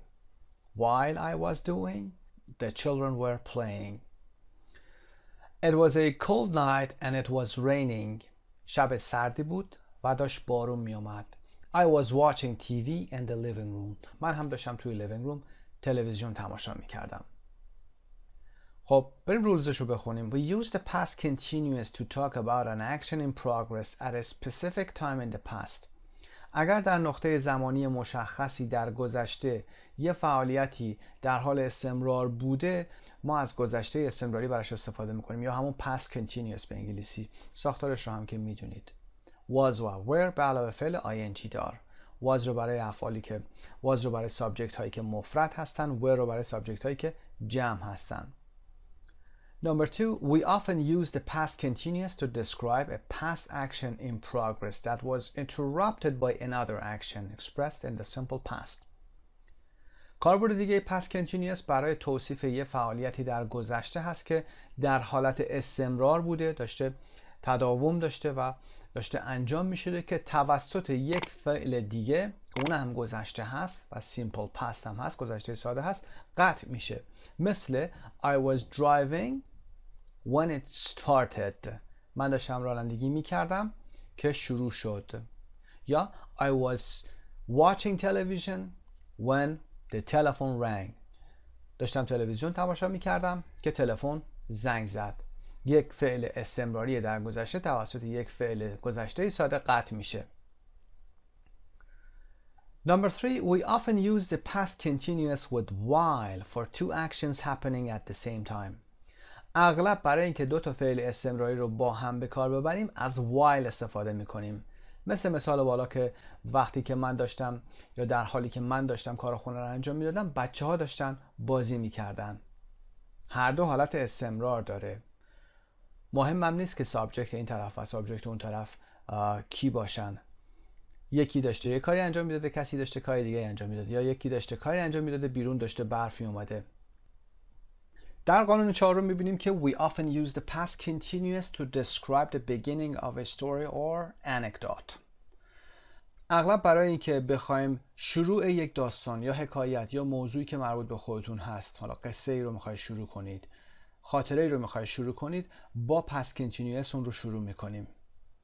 مثلا It was a cold night and it was raining. داشت بارون می اومد، من داشتم تلویزیون تماشا می کردم، پدرم داشت روزنامه می خوند. اینها همشون استمراری هستند. He was reading, he was studying, I was talking. به این شکل داستان رو شروع می کنیم. خب past continuous رو هم کار کردیم، میریم past perfect. past perfect یا گذشته بعید، ماضی بعید. had plus past participle. had به علاوه قسمت سوم فعل. When they turned on the TV, the game had already finished. وقتی که اونها تلویزیون رو روشن کردن، they turned on گذشته ساده. وقتی تلویزیون رو روشن کردن, the game had already finished. بازی تمام شده بود. had finished یعنی تمام شده بود. قبل از چی؟ قبل از اینکه اونها تلویزیون رو روشن کنن. As soon as I shut the door, I realized that I'd left my keys on the table. به محض اینکه در رو بستم I shut the door گذشته هست. I shut the door I realized من متوجه شدم، فهمیدم that I'd left یعنی I had left my keys on the table که کلیدهامو روی میز جا گذاشته بودم. I had left کلیدها رو قبل از اینکه در رو ببندم جا گذاشته بودم. پس I had left. We couldn't get a table in the restaurant because we hadn't booked one. ما نتونستیم در رستوران میزی پیدا بکنیم یا بگیریم به خاطر اینکه هیچ میزی رو قبلا ما رزرو نکرده بودیم. Hadn't booked one اینجا به table برمیگرده. We use the past perfect when we are talking about the past and we want to talk about an earlier past action. Past perfect یا ماضی بعید که به فارسی میگیم رو زمانی استفاده میکنیم که میخوایم موضوعی رو قبل از موضوعی در زمان گذشته بیاریم. یعنی یه زمان به گذشته تر برگردیم. داریم در مورد یه گذشته صحبت میکنیم، حالا میخوایم بگیم این حقیقت یا این موضوع، این واقعه قبل از موضوع قبلیمون اتفاق افتاده. مقایسه بکنید. When John arrived, they went out. مثال خیلی خوبی هست. وقتی جان رسید اونها رفتن بیرون. First John arrived and then they went out. اول جان رسید به خونه یا به اون مکان، بعد اونها رفتن بیرون. مثال بعدی رو ببینید. When John arrived, they had gone out. وقتی جان رسید اونها بیرون رفته بودند. یعنی they went out before John arrived. قبل از اینکه جان برسه اونها بیرون رفته بودند. Before John arrived. پس past perfect یعنی قبل از زمان گذشته‌ای که داشتیم صحبتشو میکردیم یا اتفاقی افتاده، قبل از اون ما یک اتفاق دیگه داشتیم. میریم ادامه درس. Using narrative tenses together. استفاده زمانهای narrative یعنی روایتی یا حکایتی با هم دیگه. ببینیم. It was a cold night and it was raining. شب سردی بود و داشت بارون می اومد. I was watching TV in the living room. من هم داشتم توی اتاق نشیمن تلویزیون تماشا می کردم. Suddenly I heard a knock at the door. ناگهان من صدای کوبیدن در رو شنیدم. I got up and opened the door. بلند شدم و در رو باز کردم. But there was nobody there. اما هیچ که اونجا نبود. The person who had knocked on the door had disappeared. کسی که در رو زده بود ناپدید شده بود. Use the past continuous was raining, was watching to set the scene. برای اینکه صحنه رو بچینید، صحنه نراتیو رو، حکایتتون رو، داستانتون رو از past continuous استفاده میکنید. داشت بارون میومد، داشتم تلویزیون تماشا میکردم. Use the simple past, heard, got up, etc. to say what happened. برای اینکه بگید چه اتفاقی افتاد، گذشته ساده استفاده میکنید. من صدایی رو شنیدم، بلند شدم، در رو باز کردم. Use the past perfect, had knocked, had disappeared to say what happened before the previous past action. برای اینکه بگید قبل از فعل گذشته قبلی چه اتفاقی افتاد هم از past perfect استفاده میکنید. had knocked که در زده بود. had disappeared ناپدید شده بود. امیدوارم که توضیحات گرامری در این قسمت براتون مفید واقع شده باشه. تمرین‌های صفحه 140 رو فراموش نکنید، حتما انجام بدید و بعد برگردید به درس اصلی.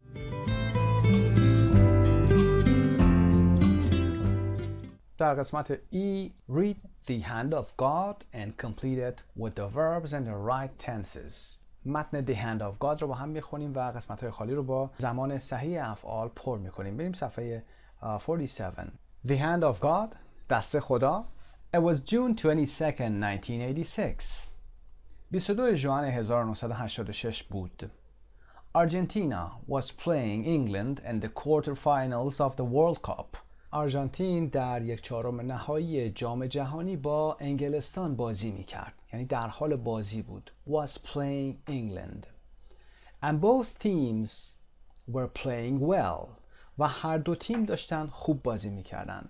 The score was 0-0. امتیازات مسابقه هم 0-0 بود. In the 51st minute, the Argentinian captain Diego Maradona scored a goal. در دقیقه 51 دیگو مارادونا کاپیتان آرژانتینی یک گل زد. Scored a goal. The English players protested, but the referee gave the goal. بازیکنان انگلیسی protested ایدی میگیره در انتها و it هم تلفظ میشه ایدیش protested به خاطر حضور t. اعتراض کردن اما داور گل اعلام کرد. Gave the goal یعنی گل رو اعلام کرد. However, TV cameras showed that Maradona had scored the goal with his hand. اگرچه دوربین های تلویزیونی نشون دادن که مارادونا had scored یعنی گل زده بود یا امتیاز رو کسب کرده بود. past perfect هست. The goal with his hand. اون گل رو با دستش زده بود. Maradona said the next day, مارادونا روز بعد گفت it was partly the hand of Maradona and partly the hand of God. بخشی از این گل دست مارادونا بود و بخشی هم دست خدا بود. Later in the game, Maradona scored another goal and Argentina won the game 2-1. They went on to win the World Cup. بعداً در مسابقه مارادونا scored another goal یک گل دیگه هم زد و آرژانتین مسابقه رو 2-1 برنده شد They went on to win the World Cup. اونا به همین شکل ادامه دادن تا جام جهانی رو برنده بشن. خب متن دوم رو با هم انجام دادیم. بریم قسمت 7 speaking. اما قبل از اون یادتون نره که حتما نگاهی به متن داشته باشید. این متن ها رو سعی کنید حفظ کنید، به صورت خلاصه نویسی بیایید بنویسید و اگر میتونید بعد از اون بیایید برای دوستانتون تعریف کنید یا برای خودتون با صدای بلند تعریف کنید. کلمات مهم یا هایلایت شده که حالا اینجا بحث گرامر هست، اما کلمات جدید حالا به عنوان مثال میشه گفت sweat, award, quarter finals، اینها رو بیایید استفاده بکنید، در دفترتون یادداشت بکنید، مثال های انگلیسی براش بزنید. میریم با هم قسمت 7. Part 7 Speaking. You're going to tell your partner 2 anecdotes. Choose 2 of the topics below and plan what you are going to say. Ask your teacher for any words you need. در قسمت سپیکینگ قرار هستش که حالا برای دوستتون یا اگر تنها هستید برای خودتون بیاید یه انکدوتی رو یا 2 تا انکدوت رو بیاید بگید. انکدوت یک داستان یا حکایتی هست، an informal true story about something that happened to you. یک واقعیتی هست که برای شما اتفاق افتاده، داستانی هست برای شما اتفاق افتاده، شما میخواید این رو بیاید تعریف بکنید. باید 2 تا از موضوعات پایین رو انتخاب بکنید و به ترتیب بگید که چه اتفاقی افتاده. یعنی بچینید جمله هاتون رو، از چی شروع کنید و به سمت چه چیزی برید. برای انجام این کار هم میتونید از تیچرتون و یا از دیکشنری کمک بگیرید و جملاتتون رو بیایید بسازید. حتما سعی کنید که این سپیکینگ رو انجام بدید. سپیکینگ بسیار خوبی هست، در موردش صحبت بکنید. اگر میتونید بیایید این رو بنویسید و بعد هم در موردش بیشتر صحبت بکنید. اما برای اینکه این قسمت رو انجام بدیم باید یه نگاهی به قسمت پایین داشته باشیم. Starting an anecdote. قسمت پایین باکس آبی. از این ساختارها میتونید استفاده بکنید برای بیان موضوعاتی که میخواید بگید. حالا این موضوعاتتون حکایت‌هایی هست، خاطراتی هست که براتون اتفاق افتاده. مثلا I'm going to tell you about a time when، میخوام برای شما در مورد زمانی بگم که This happened a few years ago. این موضوع چند سال پیش اتفاق افتاد. و یا When I was younger، وقتی که جوان‌تر بودم. به این شکل از اینها میتونید استفاده بکنید. برمیگردیم قسمت بالا. Tell your partner about. خب 2 موضوع رو باید انتخاب بکنید. میتونید همه موضوعات رو انتخاب کنید که بهتر هست. A time you cheated in a sport, game or on an exam. میخواید در مورد چیتینگ خودتون در یک ورزش، مسابقه یا بازی و یا حتی امتحانتون صحبت بکنید. این رو پلنینگتون به این شکل باشه. When and where did this happen؟ چه وقتی و کجا این اتفاق افتاد؟ What were you doing؟ داشتی چی کار میکردی؟ Why did you cheat؟ چرا تقلب کردید؟ What happened in the end؟ در انتها چه اتفاقی افتاد؟ به عنوان مثال میتونید این رو در مورد ورزشتون و یا بازی که داشتید با دوستتون انجام میدید یا یک امتحان بیاید صحبت بکنید. For example, I can say once I cheated on a biology exam. I didn't know the answers and I was waiting for the best moment to cheat. Fortunately, the teacher wasn't aware of me cheating and I got away with it. خب میتونید در مورد زمانش، مکانش و غیره بیشتر هم توضیح بدید. بگید مثلا چند سالتون بوده. I was 16 and I was in high school. به این شکل. A really exciting sports event you saw. یک رخداد ورزشی خیلی هیجان انگیز یا واقعا هیجان انگیزی که دیدید.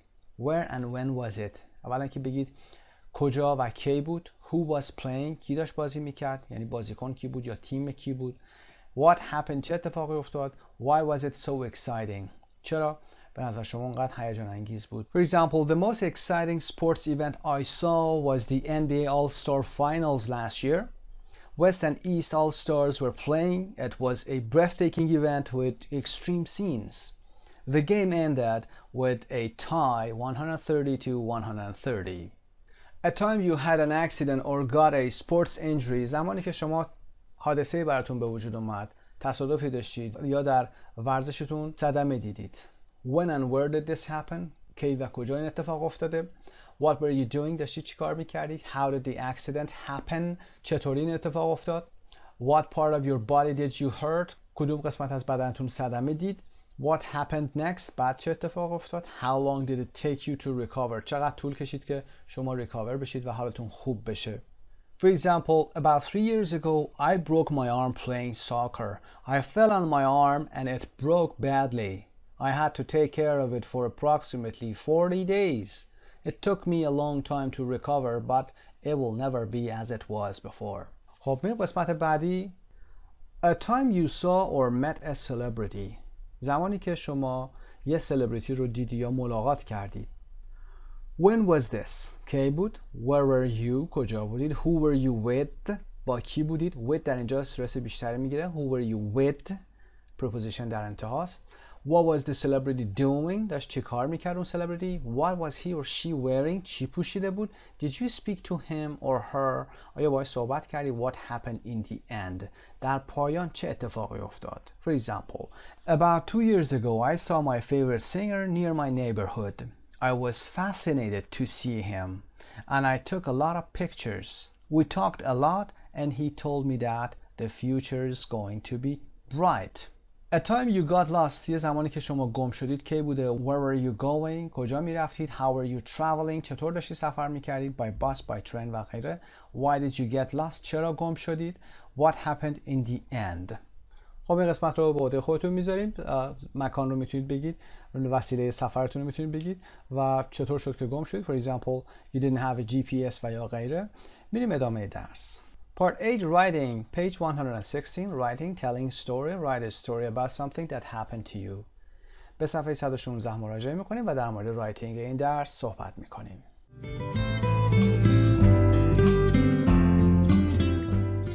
در قسمت writing هستیم. page 116, telling a story, نحوه بیان داستان. A magazine asks its readers to send in stories of a time they got lost. Read the story once. Why did Bethany and her husband get lost? What else went wrong? خب مجله درخواست میکنه از خواننده هاش که خاطرات و داستان هاشون رو از زمانی که گم شدن برای این مجله بفرستن. این داستان رو یک بار بخونید و بگید که بثنی و شوهرش چرا گم شدند و چه چیز دیگه هم اتفاق افتاد یا چه مشکل دیگه هم پیش اومد. بریم با هم متن رو بخونیم، اما در کنارش باید قسمت B رو هم با هم انجام بدیم. Read the story again and complete it with a connecting word or phrase from the list. میریم متن رو با هم میخونیم، از کلمات ربطی که در اینجا اومده هم استفاده میکنیم و قسمت های خالی رو پر میکنیم. عنوان متنمون هم هست disastrous trips. disastrous trips یعنی سفرهای مصیبت بار. از disaster میاد. disaster یعنی بلا و مصیبت. disastrous هم که OUS داره در انتها حالت صفتیش هست. We asked you to tell us about a time you got lost. Bethany from the US wrote to us. ما ازتون خواستیم یا درخواست کردیم که در مورد وقتی که گم شدید برامون بنویسید یا بهمون بگید که بثنی از ایالات متحده این موضوع رو برامون نوشته. This happened a few years ago. این موضوع چند سال پیش اتفاق افتاد. This happened با این شروع میکنه. This happened a few years ago. My husband and I had rented a house in Galicia for a summer vacation.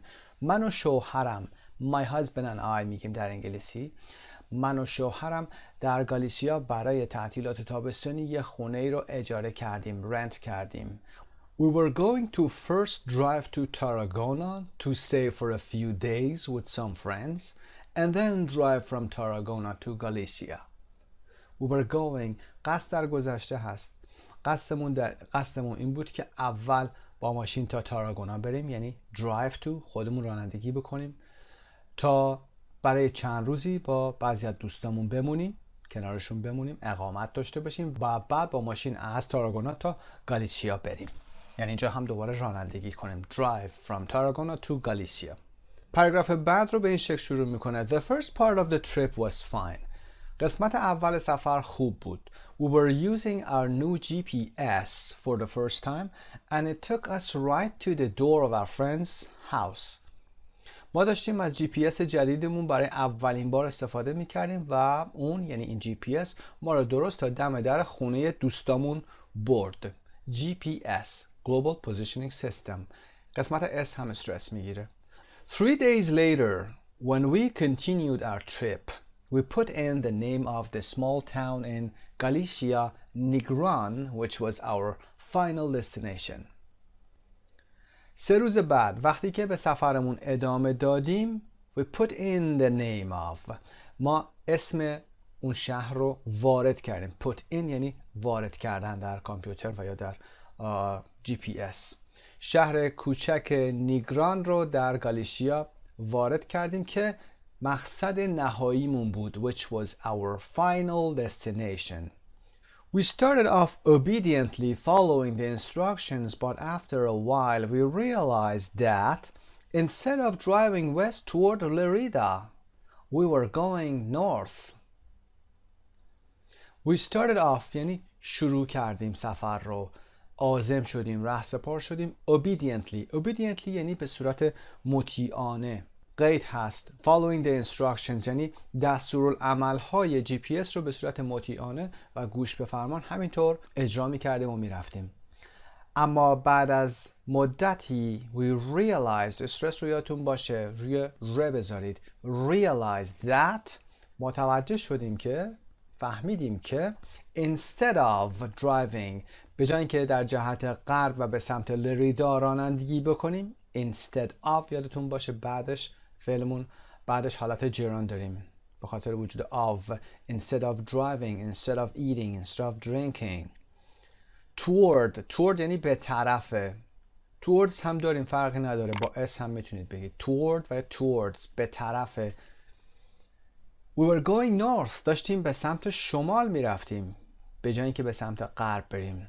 In fact soon we were very close to Andorra، در حقیقت به زودی ما در نزدیکی آندورا بودیم. I was sure we were going in the wrong direction, but my husband wanted to do what the GPS was telling us. It was his new toy. من مطمئن بودم که داریم جهت رو اشتباه میریم، اما شوهر من میخواست که هر چه که GPS میگفت انجام بده. این اسباب بازی جدیدش بود. It was only when we started seeing mountains that even he admitted this couldn't be the right way. این موضوع تا زمانی ادامه پیدا کرد که ما کوه‌ها رو هم دیدیم، یعنی کوه‌ها در جلوی ما پدیدار شدن، که اون موقع حتی خود اون، یعنی خود شوهرش، even he admitted، پذیرفت یا اقرار کرد که این نمیتونسته راه صحیح باشه. So we stopped، بنابراین توقف کردیم. Got out an old map and then turned around، یه نقشه قدیمی رو در آوردیم و بعد دور زدیم. Turned around یعنی دور زدن در گذشته. We turned around، we turned around. We had wasted almost 2 hours going in the wrong direction. We had wasted، چه ساختاری هست؟ Past perfect. ما تلف کرده بودیم، هدر داده بودیم. Almost 2 hours، تقریبا 2 ساعت رو going in the wrong direction، به سمت جهت اشتباه 2 ساعت رو تقریبا تلف کرده بودیم یا هدر داده بودیم. در پاراگراف انتهایی به این شکل conclusion میکنه، داره جمع-بندیش میکنه. It was an awful trip، سفر خیلی بدی بود. Because as well as getting lost when we were almost at our destination we had another problem. سفر خیلی بدی بود به خاطر اینکه جدا از اینکه گم شده بودیم، وقتی که تقریبا در نزدیکی مقصدمون بودیم یه مشکل دیگه هم داشتیم. We stopped for a coffee، ما برای خوردن یه فنجون قهوه توقف کردیم. But as soon as we got back onto the road we realized that we had left our dog under the table in the cafe.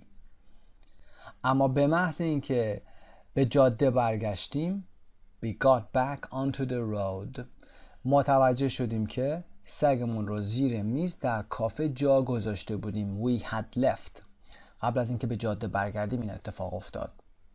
For the second time that day we had to turn around and go back. برای دومین بار در اون روز ما مجبور شدیم دور بزنیم و برگردیم. We had to turn around and go back. دور بزنیم و برگردیم. Luckily the dog was still there. خوشبختانه سگ هنوز هم همونجا بود. However, although the beginning of our trip was a disaster, we had a wonderful vacation.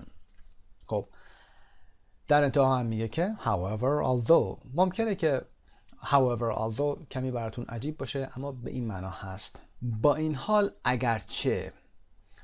حال اگرچه ابتدای سفرمون یا شروع سفرمون مصیبتی بود، تعطیلات بسیار خوبی داشتیم.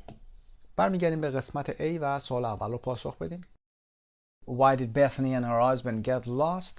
They got lost because her husband followed the instructions given by the GPS, which sent them in the wrong direction. What else went wrong? They left their dog under the table and the cafe on the road. خب میریم قسمت useful language getting lost. خب از این عبارات که بسیار خوب هست میتونید در موضوعاتی که getting lost هست، گم شدنتون هست، استفاده بکنید. مثلا we were going in the wrong direction، داشتیم مسیر رو اشتباه میرفتیم. We took the wrong exit or turn، ما خروجی رو اشتباهی رفتیم یا خروجی اشتباهی رو گرفتیم و رفتیم. و we got the wrong turn یعنی پیچ رو اشتباه رفتیم. We turned right instead of left، ما به جای رفتن به سمت چپ به سمت راست رفتیم. We turned right instead of left. We didn't know where we were. ما نمیدونستیم کجا بودیم. We had to turn around and go back in the opposite direction. مجبور شدیم دور بزنیم و برگردیم به جهت مخالف. In the opposite direction. اما قسمت C, write about a trip where you got lost or invent one to send to the magazine. خب در مورد سفری که شما در اون گم شدید بیایید بنویسید، حالا یا اینونتش میتونید بکنید، از خودتون بسازید که میخواید اون رو به مجله بفرستید. Plan what you're going to write using the paragraph headings below. Use the useful language to help you. برای اینکه این کار رو انجام بدید و حتما همین کار رو انجام بدید چون بحث رایتینگتون هست، یکی از 4 مهارت اصلی هست، از جدول زیر استفاده بکنید. هدینگ هایی که در این قسمت آورده، یعنی برای هر پاراگراف باید بدونید که چه موضوعی رو میخواید بنویسید. مثلا در پاراگراف 1 شما باید بنویسید when was the journey، کی بوده، where were you going، destination تون باید بگید، who with، با کی بودید، و why، منظورتون چی بود، vacation بوده یا business بوده و غیره. در پاراگراف 2 how did you get lost، چطور گم شدید. You followed the GPS or your GPS didn't work or it was dark و یا هر دلیل دیگه. What happened؟ چه اتفاقی افتاد؟ You went in the wrong direction. به مسیر اشتباه رفتید. و پاراگراف 3 باید بگید what happened in the end، جمع‌بندیش بکنید و بگید در انتها چه اتفاقی افتاد. تونستید مسیرتون رو پیدا کنید، برگشتید و یا اینکه خیر یا پلیس به کمکتون اومد و به هر شکل دیگه که خودتون میخواید پایان بدید این داستان رو، اگر واقعی هست که راحت تر هستید. از useful language هم که در بالا اومده حتما استفاده بکنید. مثلا مسیر رو بگید ما متوجه شدیم داشتیم مسیر رو اشتباه میرفتیم. We realized that we were going in a wrong direction. و یا ما به جای اینکه به سمت راست بریم به سمت چپ رفتیم. We turned right or we turned left instead of، به این شکل instead of going toward east or toward west، به جای اینکه به سمت شرق یا به سمت غرب بخوایم بریم. و به این شکل میتونید موضوعتون رو بنویسید. سعی کنید حداقل 100-150 کلمه از رایتینگ داشته باشید. و در انتها هم که check your story for mistakes، grammar، vocabulary و punctuation و spelling هست. دقت داشته باشید به گرامرتون نگاه بکنید ببینید که آیا گرامر رو درست نوشتید، پس پرفکت ها رو خوب نوشتید توش، استمراری رو داشتیم میرفتیم، we were going آوردید یا نه. وقتی شروع میکنید مسیر رو میگید we were going to و حالت استمراری بگید و گذشته ساده بتونید درست استفاده بکنید. و اینکه اگر پس پرفکت استفاده کردید ساختار رو درست استفاده بکنید، بگید چه چیزی قبل از اون موضوع اتفاق افتاده بود. وکبتون درست باشه، مسیرها رو west, east, north اینا رو درست بنویسید. و پانکچویشن حتما کاما رو درست بذارید، علامت اکسکلمیشن مارک حالت تعجب هست و علامت سوال کوئسچن مارک، اینها رو درست بذارید. بعد از کلماتی مثل however و اینها میدونید که باید کاما بذارید. و اسپلینگ که درست نوشتنتون هست و نمره مهمی هم داره در امتحانات آیلتس، اون رو هم دقت داشته باشید. میتونید با دیکشنری هم چک بفرمایید. خب در اینجا درس 5A قسمت دوم هم به پایان میرسه. آرزوی سلامتی و موفقیت روزافزون برای تک تک شما عزیزان دارم. به نام خدا و با سلام خدمت شما دوستان عزیز. یونیت 5 قسمت B بخش اولش هستیم. پیج 48 گرامر رو با usually و used to ادامه میدیم و قسمت وکب هم relationships هست که ارتباطات بین فردی و خانوادگی هست. و در قسمت pronunciation linking رو داریم مثل همیشه و the letter S که صداهای مختلفی که از حرف S داریم رو تمرین میکنیم. در قسمت حبابی how do you usually get to work؟ How do you get to work؟ چطور سر کار میری؟ How do you usually get to work؟ معمولا چطور میری سر کار؟ و پاسخ I used to take the bus but now I ride my bike. I used to رو قبلا کار کردید، حتما آشنا هستید. در این درس بیشتر با used to کار میکنیم. عادتی در گذشته هست. من قبلا اتوبوس میگرفتم اما الان با دوچرخه میرم. برای اتوبوس و مترو میگیم I used to take the bus, the subway. اما اگر تاکسی میگرفتید میگید I used to take a taxi but now I ride my bike. الان دیگه دوچرخه سوار میشم و با دوچرخه میرم، یعنی دیگه با اتوبوس نمیرم. در عنوان درسمون هم Love at Exit 19 هست که عشق در خروجی 19 هست. میریم قسمت پایین. وبسایت مجموعه زبان ایرانی. Reading.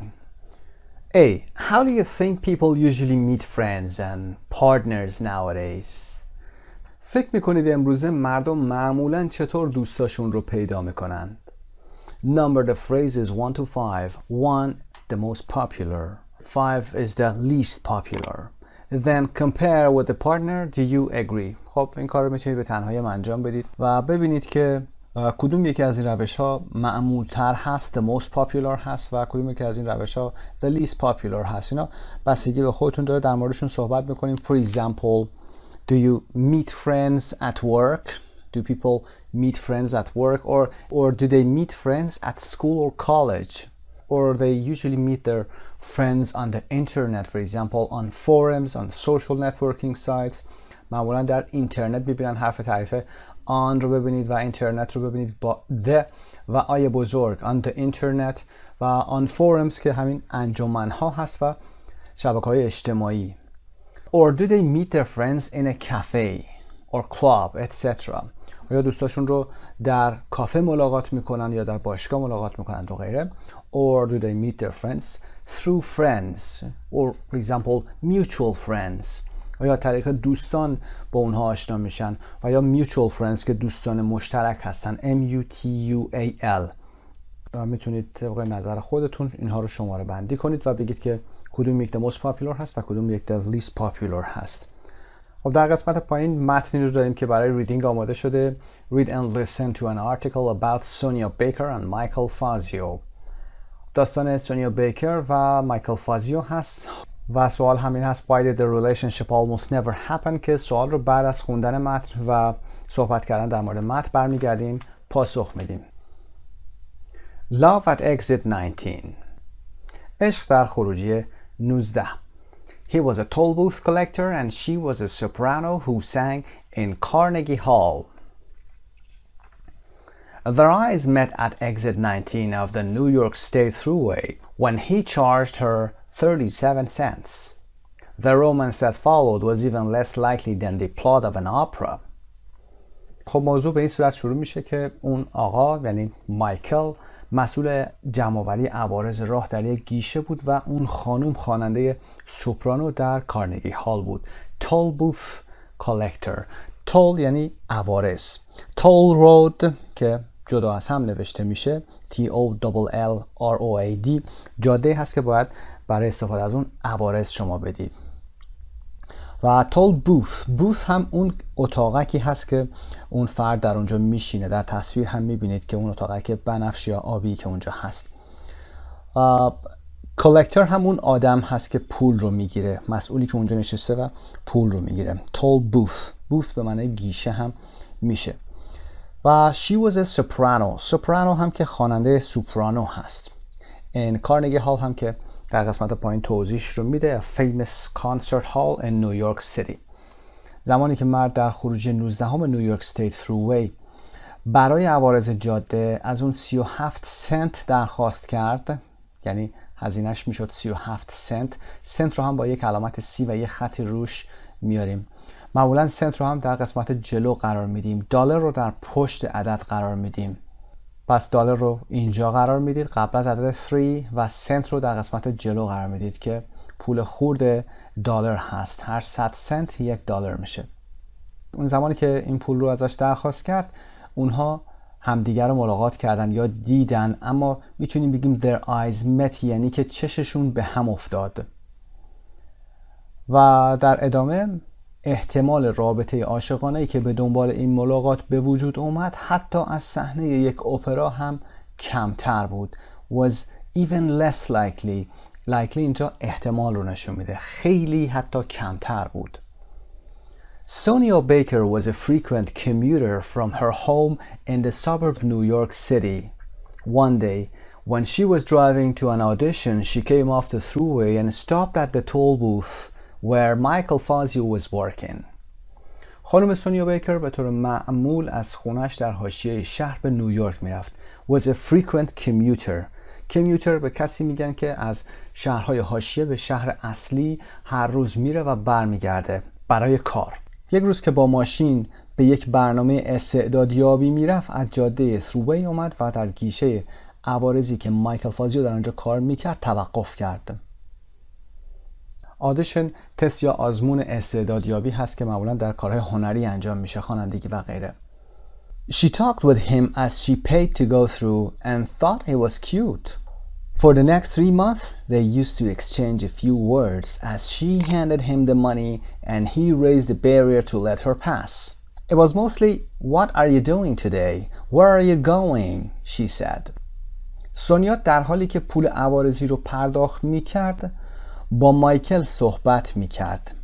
As she paid to go through پول پرداخت میکرد که از اونجا عبور کنه. To go through یعنی از میان چیزی عبور کردن، یه چیز سه‌بعدی، یعنی اطرافتون رو گرفته باشه، مثل تانل. و به این فکر کرد که مایکل جذاب بود. was cute. اونها برای 3 ماه بعد در حالی که اون به مایکل پول رو میداد و اون هم مانع رو بلند میکرد تا بذاره اون بره با هم صحبت میکردند. exchange a few words رد و بدل کردن چند کلمه، با هم چند کلمه حرف زدن. exchange کردن چند کلمه. a few words. handed him. handed فعل هست به معنای gave him. hand فعل اصلی هست. handed him یعنی بهش میداد. و raise یعنی بالا بردن. the barrier اون مانعی هست که جلوی مسیر قرار داره. raise the barrier. I mean let her go. let her pass. to let her pass. اینجا let رو میبینید که بعد از let ما دیگه to نداریم. let her pass. سونیا میگفت که بیشتر حرفاشون برنامه امروزت چی هست و اینکه کجا میری بودش. اغلب حرفاشون این چیزها بوده. They learned more about each other. For example, that Sonia loved Puccini and Verdi while Michael's love was the New York Yankees. But their conversation suddenly came to an end when Michael changed his working hours. He used to work during the day, said Sonia, but he changed to night shifts. Although Michael still looked out for Sonia's white Toyota Corolla, he did not see her again for 6 months.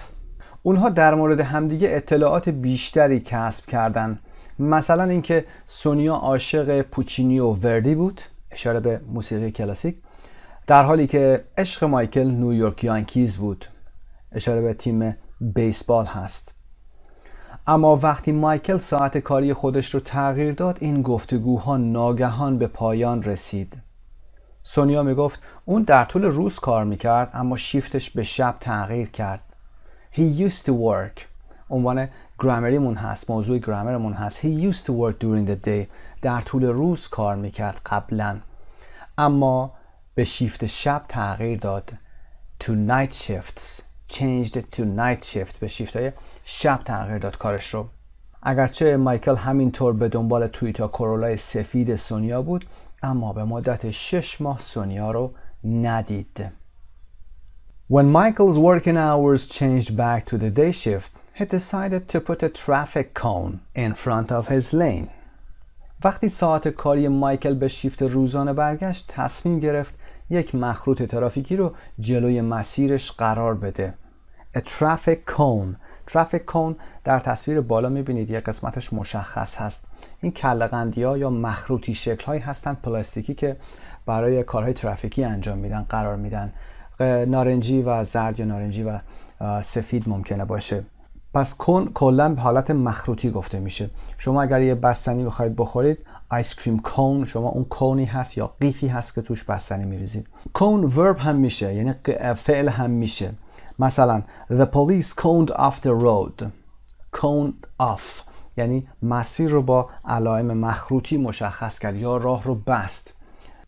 He thought it will be like putting a candle in a window. Sonia saw it and their romance started up again. I almost crashed my car on various occasions, she said, trying to cross several lanes to get to his exit. مایکل فکر کرد که این مثل قرار دادن یک شمع در جلوی پنجره خواهد بود. A candle, like putting a candle in a window. که یک علامتی هست که اگر شب شما بیرون باشید نشون میده که این خونه منتظر شما هست. و سونیا این علامت رو دید و رابطه عاشقانه‌شون دوباره شروع شد یا عشقشون دوباره شروع شد. سونیا میگفت من چندین بار تقریبا در تلاش برای عبور از لاین‌های مختلف تا رسیدن به لاین خروجی مایکل با چندین خودرو برخورد کردم. Finally, Michael called her and for their first meeting, they went to see the movie Cool Runnings and then later they went to an opera, La Bohème, and to a Yankees game. در نهایت هم مایکل بهش زنگ میزنه. البته قبل از اینکه مایکل بخواد زنگ بزنه اگر به فایل صوتی اصلی گوش بکنید در فایل صوتی میگه که سونیا روی برگه کوچیکی شماره تلفن خودش رو به مایکل میده، اما خب به دلایل اینجا حذفش کردن و در نهایت مایکل زنگ میزنه به سونیا. برای اولین بار ملاقاتشون به دیدن فیلم کول رانینگز میرن و بعدش هم به اپرای لا بوهم و یک مسابقه بیسبال یانکیز رفتن. They're now married and living in Kentucky, where Sonia is a voice and music professor at Murray State College and Michael runs an activity center at a nursing home. It turned out that she had given him her number just in time. A short while later, she moved to New Jersey and stopped using the New York State Thruway. I might never have seen him again, she said. الان اونها ازدواج کردن و در کنتاکی زندگی میکنن که سونیا در اونجا در دانشگاه موری استیت استاد صوت و موسیقی هست و مایکل هم یک باشگاه مخصوص سالمندان رو در آسایشگاه سالمندان اداره میکنه. اکتیویتی سنتر در اون باشگاه معمولا باشگاهی هستن که بخشایی هستن که کارهای فکری، بدنی و غیره انجام میدن برای سالمندانی که از لحاظ فیزیکی جسمی دچار مشکل هستن. رانز اینجا اداره کردن هست. نرسینگ هوم هم که همون آسایشگاه سالمندان هست. It turned out that she had given him her number just in time. It turned out that اینجا به این معنی است که اینطوری شد که یا آنچه اتفاق افتاد این بود که سونیا به موقع شماره تلفنش رو به مایکل داده بود. سونیا کمی بعد به نیوجرسی نقل مکان کرد، یعنی درست کمی بعد از اون که شماره تلفنش رو بهمون داد و دیگه از نیویورک استیت ترووی استفاده نکرد. Stopped using، استفاده از اون رو کنار گذاشت. اون گفت شاید دیگه اون رو دوباره نمیدیدم. خب متن رو با هم خوندیم. قسمت گلاسریش هم که a toll booth همون گیشه است. A small building by the side of a road where you pay money to use the road. اتاقک کوچیکی هست یا گیشه از کنار جاده که شما برای استفاده از اون جاده باید اون پول رو پرداخت بکنید. کارنگی هال که famous concert hall in نیویورک سیتی هست. نیویورک استیت ترووی هم که اسم جاده هست. نیویورک یانکیز a baseball team based in the Bronx in نیویورک سیتی، اسم یک تیم بیسبال هست در نیویورک سیتی. a traffic cone هم که گفتیم اون مخروطی ها هستن. plastic object شیء پلاستیکی. often orange and white که اغلب نارنجی و سفید هستن. used to show where vehicles can or can't go نشون میده که وسایل نقلیه vehicles can go or can't go میتونن برن از اون مسیر و یا نمیتونن. در قسمت بی هم که سوال بالا بود why did the relationship almost never happen? Because Michael changed his working hours from day shift or daytime to nighttime. مایکل ساعت کاریش عوض کرده بود و احتمال میرفت که این رابطه عشقشون کلا از بین بره. خب این قسمت به پایان رسید. بریم page 49. Part C, read the article again and number the events in the order they happened. شماره گذاری کنید به ترتیبی که اتفاق افتادن. Number 1 is G. Sonia talked with Michael. Number 2 is A. Michael changed his working hours. Number 3 is H. They stopped seeing each other. Number 4 is F. Michael changed his working hours again. دوباره ساعتهای کاریش رو عوض کرد. Number 5 is B. Michael tried to find Sonia, مایکل سعی کرد که سونیا رو پیدا بکنه. و number 6 is Sonia gave Michael her phone number. سونیا به مایکل شماره تلفنش رو داد. و number 7 is they had their first meeting. اولین جلسه ملاقاتشون رو با هم داشتند. و number 8 is Sonia moved to New Jersey. سونیا به نیوجرسی نقل مکان کرد. number 9 they got married. پارت C هست. اونا ازدواج کردن. و number 10 Sonia and Michael moved to Kentucky. سونیا و مایکل به کنتاکی نقل مکان کردند. و اما پارت D read the article again and look at the highlighted words and phrases. Try to figure out what they mean. Then match them with 1 to 10 below. در متن درس کلماتی داشتیم که یا عباراتی داشتیم که هایلایت شده بودن.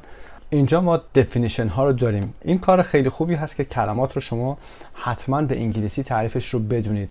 به عنوان مثال number 1 shifts a period of time worked by a group of workers. باید بتونید تعریف shift رو بگید. number 2 for example a commuter. Who's a commuter?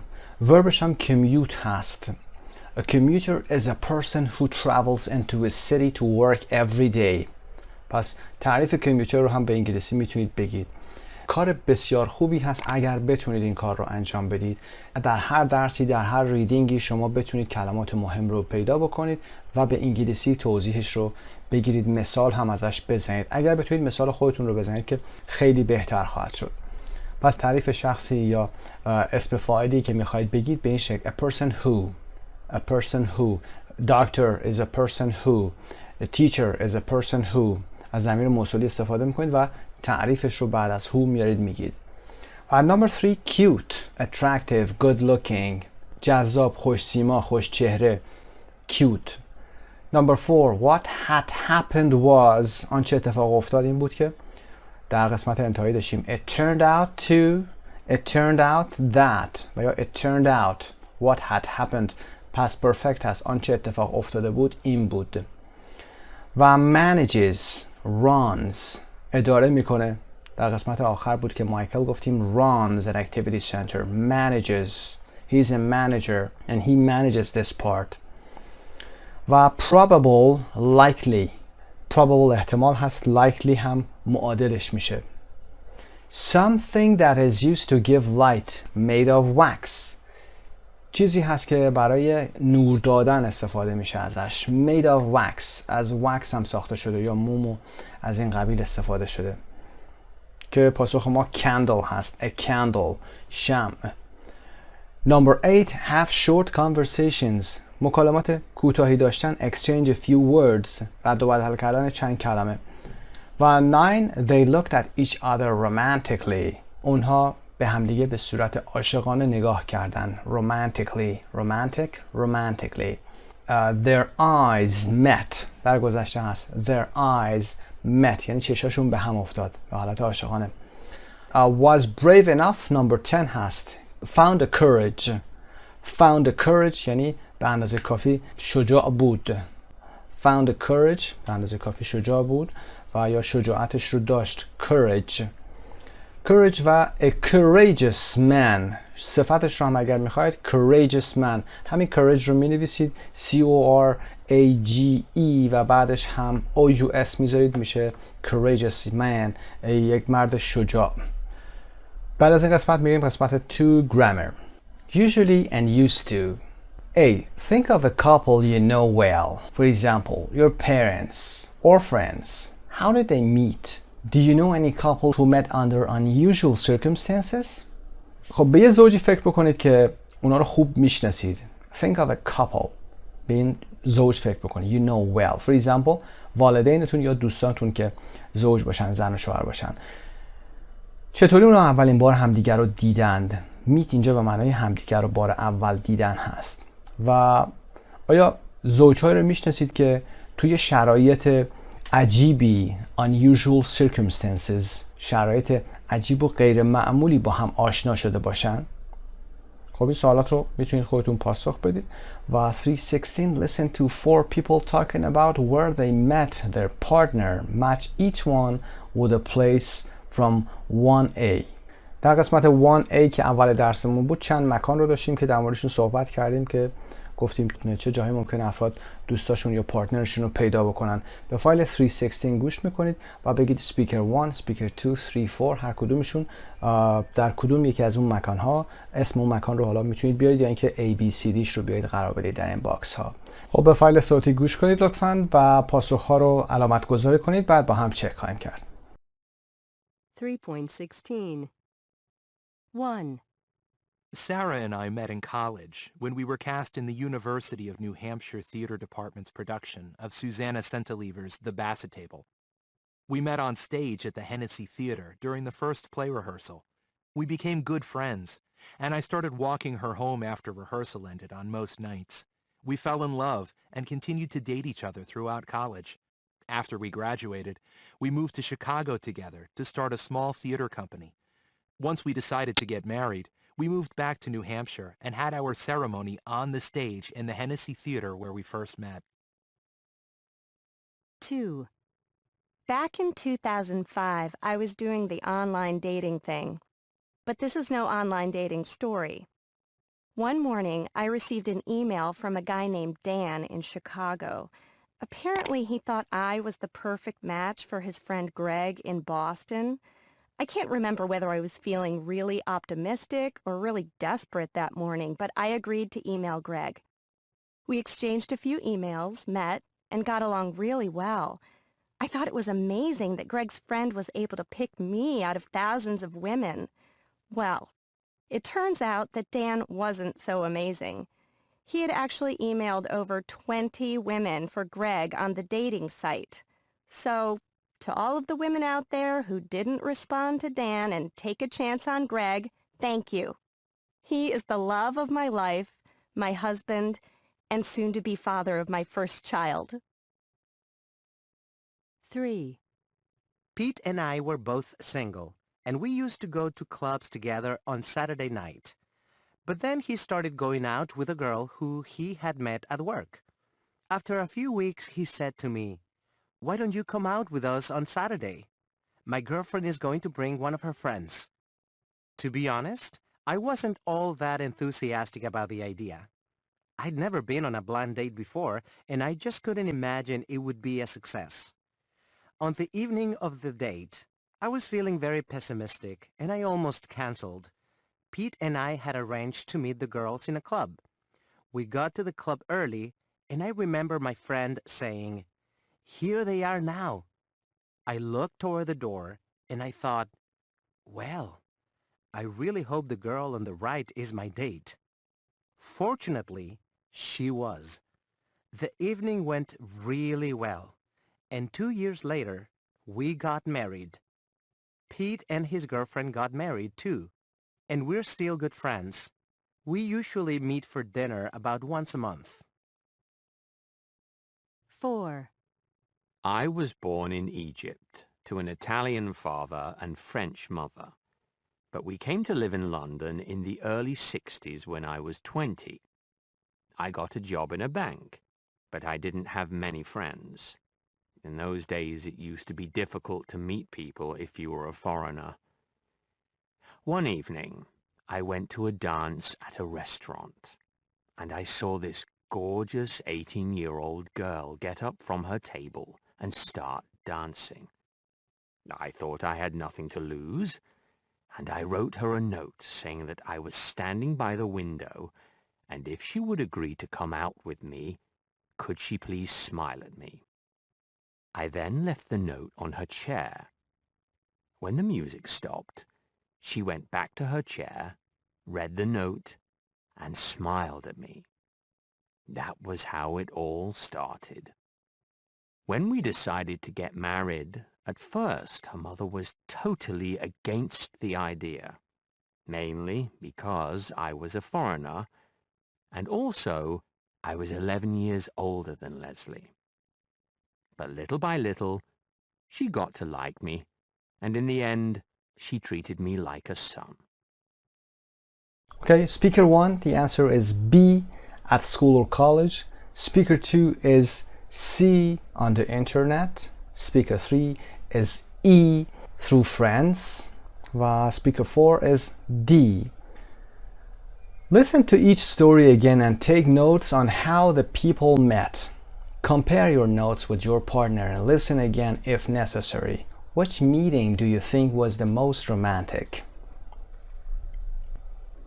خب میتونید به فایل صوتی مجددا گوش بکنید و روش‌های ملاقات هر کدوم از این افراد رو دوباره یادداشت برداری بکنید و بگید که کدومی که از اونها رمانتیک تر بوده، عاشقانه تر بوده ملاقاتشون. Part D. Look at two extracts from the listening. Answer the question with a partner. We used to go to clubs together on Saturday night. It used to be difficult to meet people. Number 1. When do we use used to? How do you make negatives and questions? چه وقتایی used to رو استفاده میکنیم؟ قبل از اینکه به بخش گرامر برسیم یه توضیح میدیم. We use used to talk about past habits or states. That is, things that were true over a period of time in the past. For example, when you were a child, but are often not true anymore. عاداتی در گذشته که حالا عادات رفتاری بوده، عادات کاری بوده و یا نوع سبک زندگی ما بوده. قبلا این عادات در زندگی ما وجود داشته ولی الان دیگه اون مسائل تکرار نمیشه. فرضاً شما هر روز به مدرسه میرفتید، از نوع غذای خوشتون میومد و یا غیره، اما دیگه الان تکرار نمیشه. ما این ساختار رو برای گذشته از used to استفاده میکنیم. همون معمولاً هست، usually و یا normally هست در گذشته. و به چه شکل اونها رو منفی میکنیم و یا سوالی میکنیم؟ از did کمک میگیریم. مثلا وقتی میگیم it used to be difficult، قبلا سخت بود to meet people، ملاقات مردم قبلا سخت بود، ارتباط گرفتن با مردم سخت بود. It used to be رو میخوایم منفی کنیم، میگیم it didn't used to be. It didn't used to، دیگه دی رو برمیداریم و میگیم it didn't used to be difficult، قبلا انقدر سخت نبود. و یا سوالی میخوایم بکنیم، دقیقا مثل همون حالتهای دیگه did. Did it used to be difficult? Did it used to؟ did رو در ابتدا میاریم و it و بقیه جمله، اما use دیگه باید دیش برداشته بشه. و number 2, how would you change these sentences using usually if you wanted to talk about present habits or situations؟ اگر شما بخواید این جمله ها رو با استفاده از usually که به معنای معمولا هست تغییر بدید و در مورد عادات زمان حال و یا وضعیت های زمان حال بخواید بگید، چطور میگید؟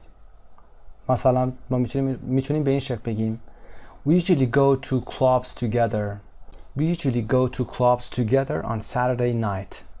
It is usually difficult to meet people. با استفاده از usually در زمان حال این عادات و یا وضعیت ها رو برای زمان حال تعریف کردیم. اما در قسمت گرامر صفحه 141 بیشتر در مورد usually used to صحبت خواهیم کرد. میریم با هم به صفحه 141 گرامر بانک.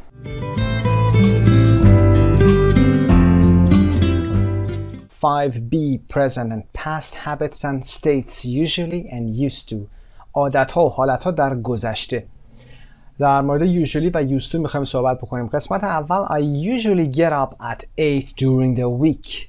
معمولاً در طول هفته، یعنی روزهای هفته، not the weekend. منظور تعطیلات آخر هفته نیست.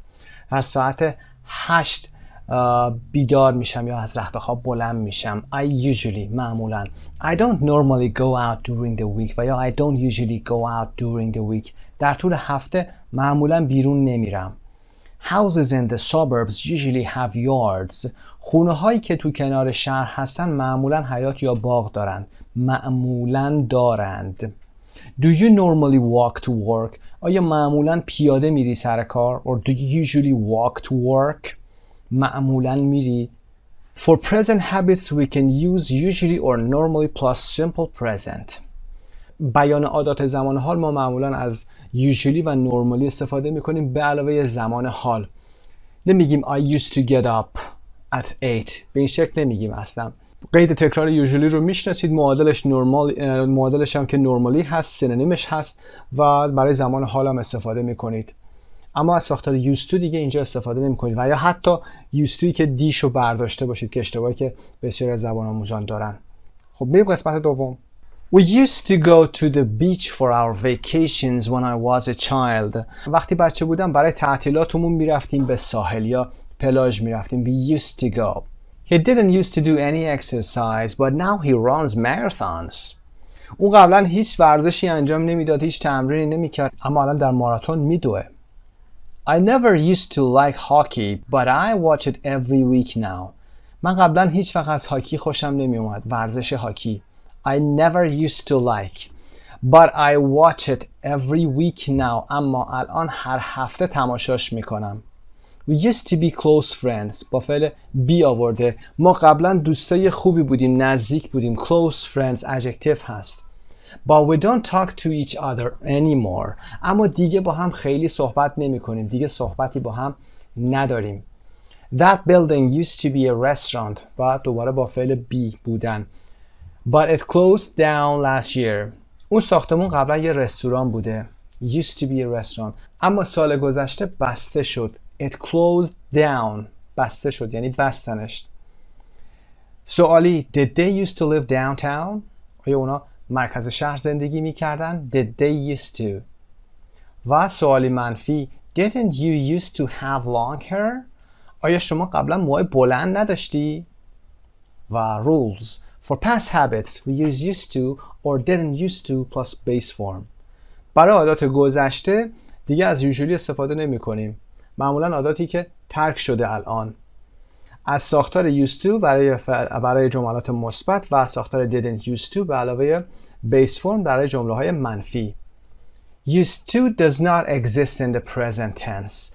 اصلا ما حالت used to رو برای بیان عادت در زمان حال نداریم. نمیگیم I used to get up همونطور که در قسمت قبل گفتم خدمتون. We use used to for things that were true over a period of time in the past. Used to often refers to something that is not true now. I used to play a lot of sports. Means I played a lot of sports for a period of time in the past, but now I don't. Used to اغلب به کاری اشاره میکنه که الان دیگه تکرار نمیشه. مثلا من قبلا خیلی ورزش میکردم. I used to play a lot of sports به این معنا هست. یعنی I played a lot of sports for من برای مدت طولانی در زمان گذشته ورزش میکردم اما الان این کارو نمیکنم. But now I don't. یعنی I don't play sports anymore. Used to or didn't used to can be used with action verbs, for example, go, do, and non-action verbs, for example, be, have. ساختار used to و didn't used to که مثبت و منفی هست برای افعال کنشی که قبلا صحبتشو کردیم مثل go و do استفاده میتونه بشه و non-action verbs که افعال غیر کنشی هستن مثل be, have, think و غیره. We can also use the simple past to describe past habits, often with an adverb of frequency. عادات در گذشته رو میتونیم با فعل گذشته ساده به علاوه قید تکرار هم میتونیم بیاریم.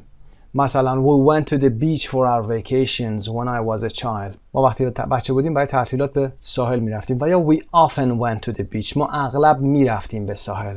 و I lived downtown until I got married. من تا قبل از اینکه ازدواج بکنم در مرکز شهر زندگی میکردم. یعنی الان دیگه زندگی نمی کنم. I don't live downtown anymore. و اما نکته این درس used to or simple past. We can use used to or simple past for repeated actions or states and the meaning is the same.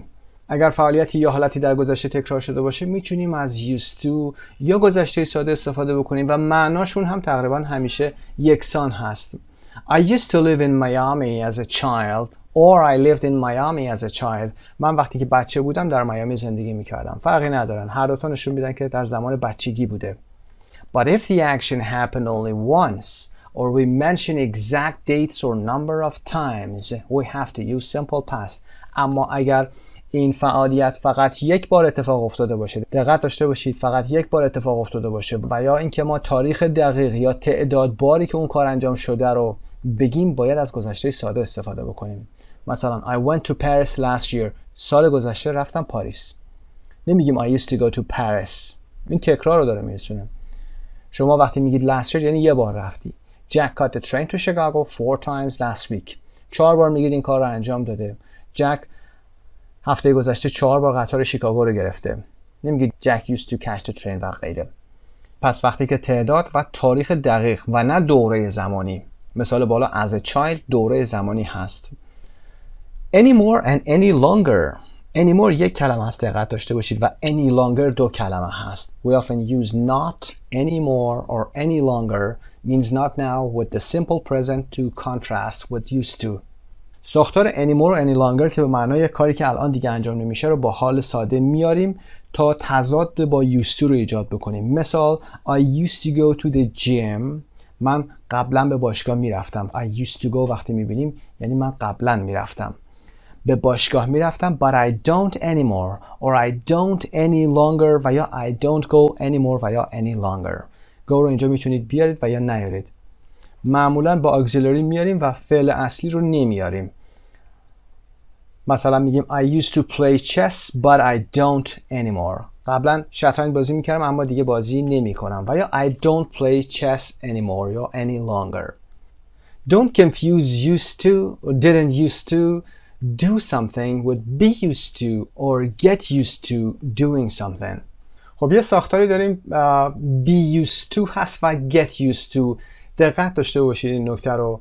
be used to یعنی فعل to be در اون وجود داشته باشه و get used to که نشون میدن عادت کردن به چیزی یا عادت داشتن به چیزی هست. تکرار چیزی نیست، در گذشته نیست. این دوتا رو نباید با هم دیگه اشتباه بکنیم. مثلا وقتی میگیم I'm used to getting up early every day، من به هر روز صبح زود بلند شدن عادت دارم. I am used to. I am used to و ساختار بعدش هم ing هست. I'm used to getting up. I'm used to reading. من عادت به خوندن دارم. I'm used to studying. به مطالعه کردن. I'm used to watching television after dinner. بعد از شام عادت دارم تلویزیون تماشا بکنم. یعنی I am accustomed to it. I'm accustomed to it یعنی عادت دارم باهاش آشنا هستم و خو گرفتم با این کار. I always do it. So it is not a problem for me. و get used to. Lola can't get used to living in the US. لولا نمیتونه عادت بکنه به زندگی در ایالات متحده. Lola can't get used to living. I can't get used to, for example, driving this car. نمیتونم با رانندگی با این ماشین عادت بکنم. She can't get accustomed to it. نمیتونه به این کار عادت بکنه. It is a problem for her. پس این نکته رو هم دقت داشته باشید.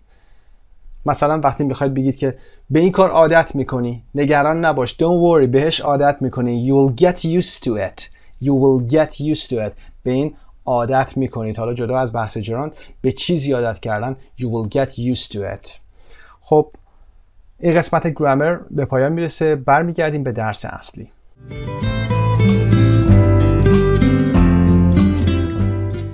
Part 3 Pronunciation Speaking Linking. در قسمت 3 Pronunciation و Speaking Linking رو داریم و یک مسئله هم در مورد used to. Remember that used to and used to are usually linked and pronounced used to.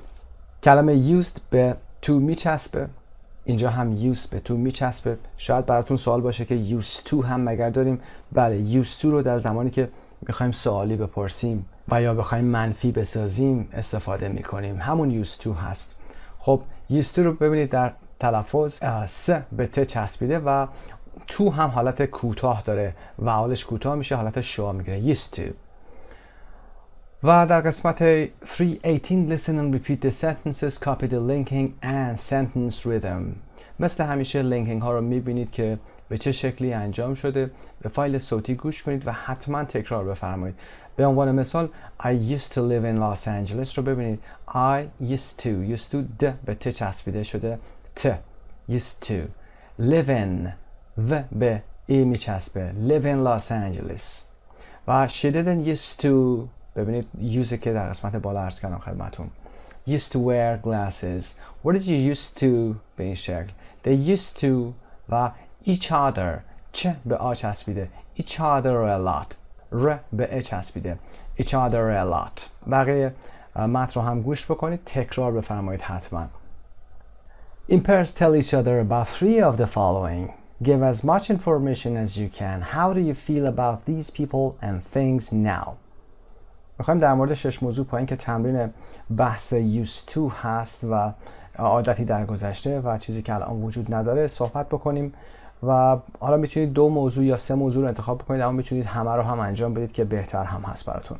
و اینکه بگیم که الان نسبت به گذشته چه احساسی داریم در مورد افراد و یا موقعیت ها. چیزهایی که تغییر کرده. به عنوان مثال Is there a kind of food or drink you didn't used to like at all but that you now like? آیا نوع غذا و یا نوشیدنی هست که قبلا اصلا دوست نداشتید؟ You didn't used to like at all. اصلا دوست نداشتید اما الان خوشتون میاد. میتونید پاسخ بدید. I didn't used to like, for example, broccoli, but now I like it a lot. A TV series you used to be addicted to addicted to یعنی اعتیاد داشتن به چیزی. یه سریال تلویزیونی که شما عادت کرده بودید بهش یا معتاد شده بودید به دیدنش. Why did you like it؟ چرا اون رو دوست داشتید؟ میتونید اسم اون سریال رو بگید، از ساختار used to هم استفاده بکنید و دلیلش رو بگید چرا. A singer or a kind of music you used to listen to a lot but don't anymore. خواننده یا نوع موسیقی که قبلا شما خیلی بهش گوش میکردید اما الان دیگه گوش نمیکنید. But don't anymore یا any longer در گرامر گفتیم. میتونید صحبت بکنید در موردش. For example, I used to listen to him or her or I used to listen to this kind of music but now I don't like it anymore. A sport or game you used to play a lot but that you've given up. ورزش یا بازی که قبلا خیلی انجام میدادید اما دیگه الان ترکش کردید. You've given up. ترکش کردید. A place you used to go during summer vacation and that you'd like to go back to. مکانی که در تعطیلات تابستانی شما اونجا میرفتید. You used to go there. For example, we used to go to our village or our cottage in our village. و اینکه الان دوست دارید دوباره برگردی به اونجا. و a machine or gadget you used to use a lot. You used to use. ببینید use رو دوباره آورده به خاطر اینکه فعل دوم فعل اصلی است. You used to use a lot but that is now out of date. دستگاهی یا تجهیزاتی که قبلا شما خیلی ازش استفاده میکردید اما دیگه الان از دور خارج شده. is now out of date. For example, I used to play Sega, Nintendo or whatever از این بازی های Xboxی و غیره. But now this is out of date and I don't use it anymore. مثالی هم در پایین آورده. I used to hate most vegetables, especially spinach and cauliflower. But now I love them and usually eat a lot of vegetables every day. مثال رو به این شکل گفته شما میتونید استفاده بکنید که قبلا از سبزیجات خصوصا اسفناج و کالیفلاور که گل کلمی که شبیه به بروکلی هست بعدش می اومده اما از اونها خیلی خوشش میاد. کالیفلاور یا همون گل کلم که میدید برگاش به چه شکلی هست. گوش کشتیگیرها و یا باکسرها که شکسته میشه و داخلش معمولا حالا یه مایع جمع میشه و از اون حالت طبیعی خارج میشه، به اونها هم میگیم cauliflower ear دارن. cauliflower ear گوششون شبیه گل کلمی میشه. خب با این نکته وکب درس امروز 5B قسمت 1 به پایان میرسه. برای تک تک شما عزیزان آرزوی سلامتی و موفقیت دارم. به نام خدا در بخش 5B هستیم. page 50 Part 4 Vocabulary Relationships. A. Explain the difference between these pairs of phrases. تفاوت واژگان و یا عبارت‌های زیر رو باید با هم دیگه بیان کنیم. این کلمات در ارتباط با رابطه ها هست، رابطه دوستی و خانوادگی هست. Number 1. To meet somebody and to know somebody. To meet somebody means to see somebody for the first time. To know somebody means to have met before. Meet یعنی کسی رو برای اولین بار ببینید. We met یعنی ما همدیگر رو دیدیم، ملاقات کردیم. And to know به این معنا هست که شما قبلا همدیگر رو دیدید و یا ارتباط داشتید، حالا خانوادگی یا دوستی، و الان شما همدیگر رو میشناسید. Number 2. A colleague and a friend. A colleague is a person that you work with. Is a person who you work with و یا that you work with. کسی هست که باهاش کار میکنید، همکارتون هست و یا co-workerتون میشه. And a friend is a person you know well and like and who is not usually a member of your family. friend معمولا کسی هست که member of your family نیست، اعضای خانواده‌تون نیست و شما اون رو خوب میشناسید و دوستش دارید. Number 3. To argue with somebody and to discuss something with somebody. To argue with somebody means to speak angrily to somebody because you disagree with them. Argue یعنی بحث کردن، مشاجره کردن. We argue with با کسی بحث کردن به خاطر اینکه سر مسئله با هم مشکل دارید، توافق ندارید. و discuss something with somebody. discuss یعنی بحث کردن، صحبت کردن در مورد چیزی. To talk about something with somebody especially in order to decide something. در مورد چیزی با کسی صحبت میکنید، خصوصا میخواید تصمیم بگیرید در مورد اون موضوع. یادتون باشه discuss رو با about نمیاریم و در فارسی میگیم ما در مورد مسئله بحث کردیم، درباره مسئله بحث کردیم، اما در انگلیسی کاملا اشتباه هست. نگید discussed about. We discussed the problem. مسئله رو بحث کردیم یا به بحث گذاشتیم، به این شکل بگید. در قسمت بی هم که باید به صفحه 158 مراجعه بکنید، وکابولری بانک هست، کلمات بیشتری در مورد relationships. میریم اونجا کلمات جدید رو میخونیم، به دامنه وکابتون اضافه میکنید این کلمات رو و بعد برمیگردیم ادامه درس. وبسایت مجموعه زبان ایرانیان.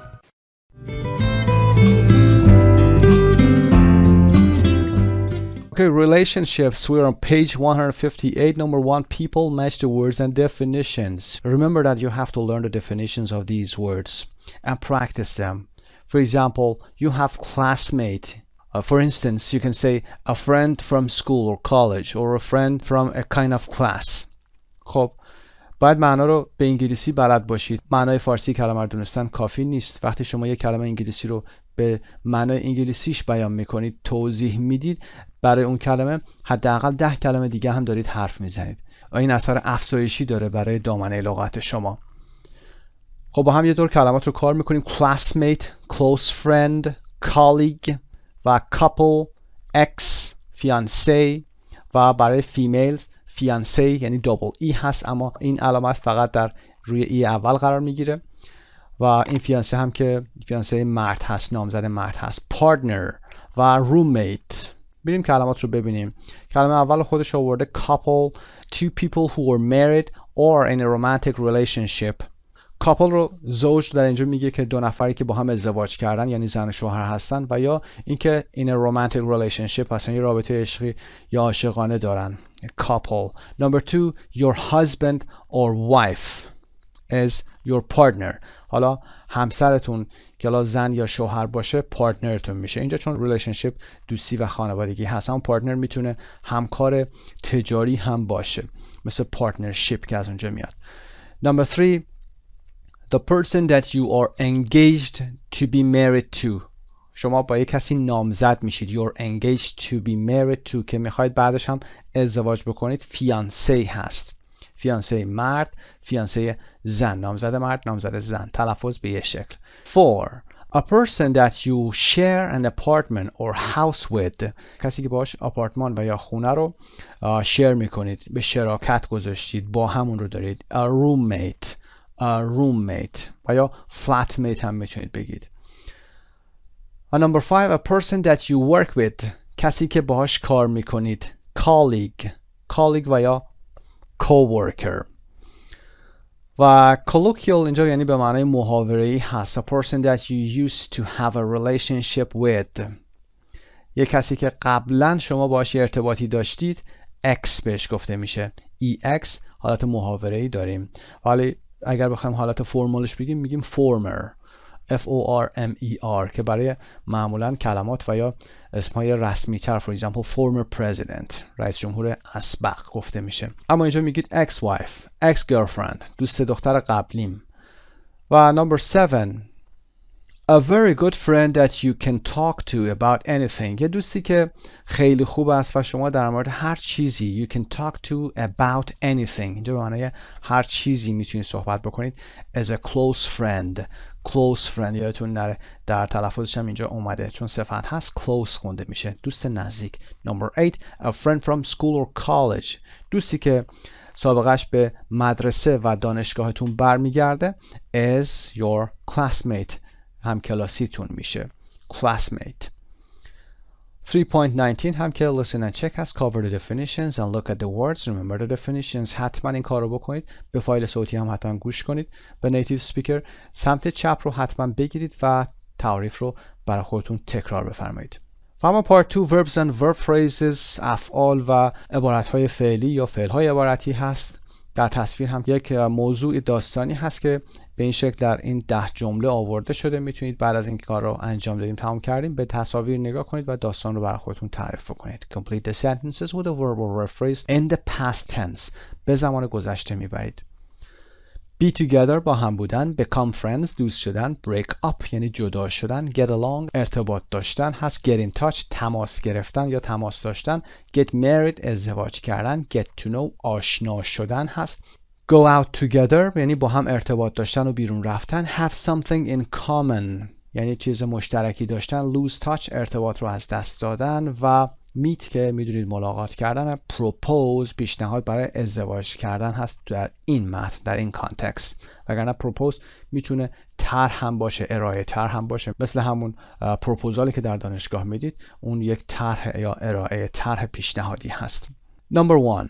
I met Mark when I was studying at Boston University. وقتی که در دانشگاه باستون داشتم درس میخوندم با مارک آشنا شدم. I met یعنی I saw him for the first time. Met. Number 2, we got to know each other quickly because we went to the same classes. ما به سرعت با هم آشنا شدیم. Get to know یعنی آشنا شدن.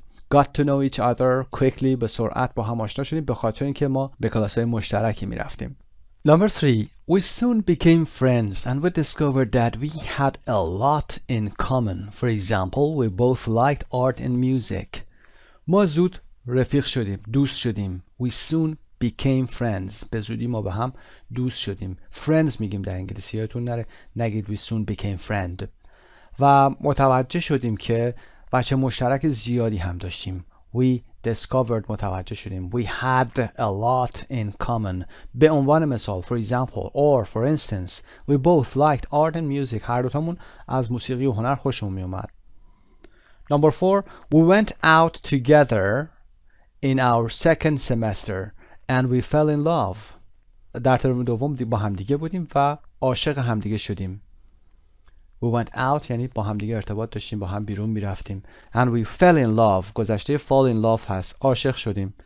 Number 5, we were together for 2 years. ما برای 2 سال با هم بودیم. But we argued a lot and in our last semester of school we broke up. اما خیلی بحث میکردیم و در ترم آخر مدرسه‌مون از هم جدا شدیم. We broke up. قهر کردیم و از هم دیگه جدا شدیم. Number 6, after we graduated from college. وقتی که از دانشگاه فارغ التحصیل شدیم graduated from college. از دانشگاه یادتون نره به این شکل ساختار میگید. We lost touch because I moved to Chicago and he stayed in Boston. We lost touch یعنی ارتباطمون دیگه با هم قطع شد. یعنی نه شماره تلفنی نه چیزی به هم دیگه هم زنگ نمیزنیم. به خاطر اینکه من به شیکاگو نقل مکان کردم و اون در بوستون باقی موند. 7. 5 years later we got in touch again on Facebook. We were both still single and Mark had moved to Chicago too. 5 سال بعد ما got in touch یعنی تماس برقرار کردیم. Again on Facebook. دوباره روی فیسبوک با هم دیگه تماس برقرار کردیم. هر دوتامون هنوز مجرد بودیم. We were both still single. هر دوتامون هنوز مجرد بودیم و مارک هم به شیکاگو نقل مکان کرده بود. Mark had moved to Chicago too. Past perfect. قبل از اینکه ما get in touch بکنیم دوباره تماس بگیریم. Had moved. گذشته بعید هست. Past perfect. Number 8. This time we got along better than before. Maybe because we were older. Got along و یا get along better.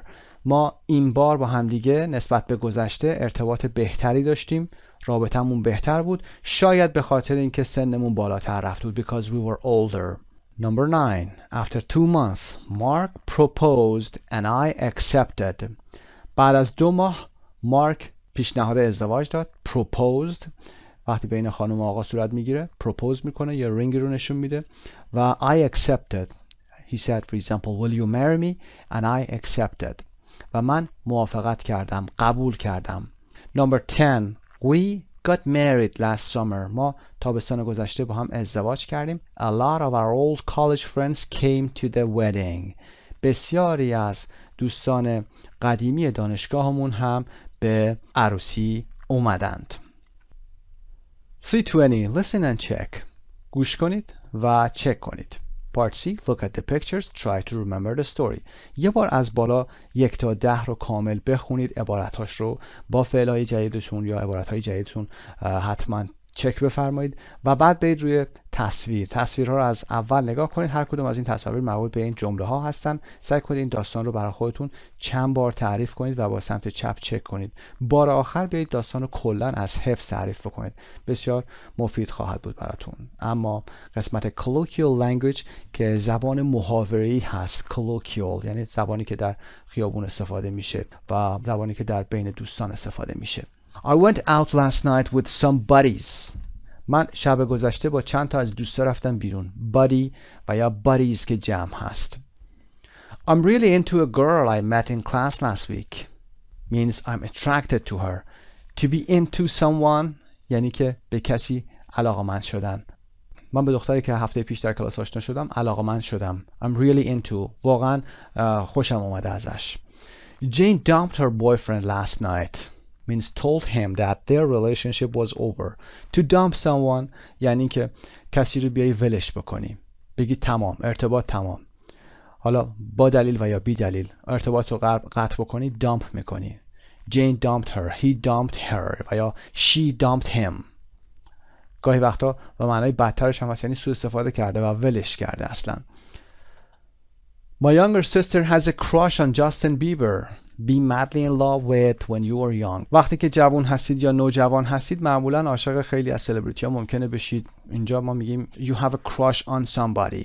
You have a crush on somebody. اینجا خواهر کوچیکه من has a crush on Justin Bieber. عاشق جاستین بیبر شده به این شکل. و phrasal verbs. My sister and her friend broke up or split up last month. Ended their relationship. قهر کردن یا جدا شدن از همدیگه. خواهر من و دوستش ماه گذشته از همدیگه جدا شدن. They broke up. They split up. و my brother has been going out with his friend for 2 years. برادر من با دوستش به مدت 2 ساله که ارتباط داره. Going out with. Has been going out. ساختار present perfect continuous. برای 2 ساله که با هم آشنا هستن و ارتباط دارن. در این درس عبارات زیادی رو یاد گرفتید. حتما باید مرور بفرمایید. بخش کولوکیال رو هم میدونید که اینا به صورت محاوره‌ای استفاده میشه. در گفتگوهای روزمره با دوستاتون استفاده بکنید. این قسمت به پایان میرسه. برمیگردیم به درس اصلی.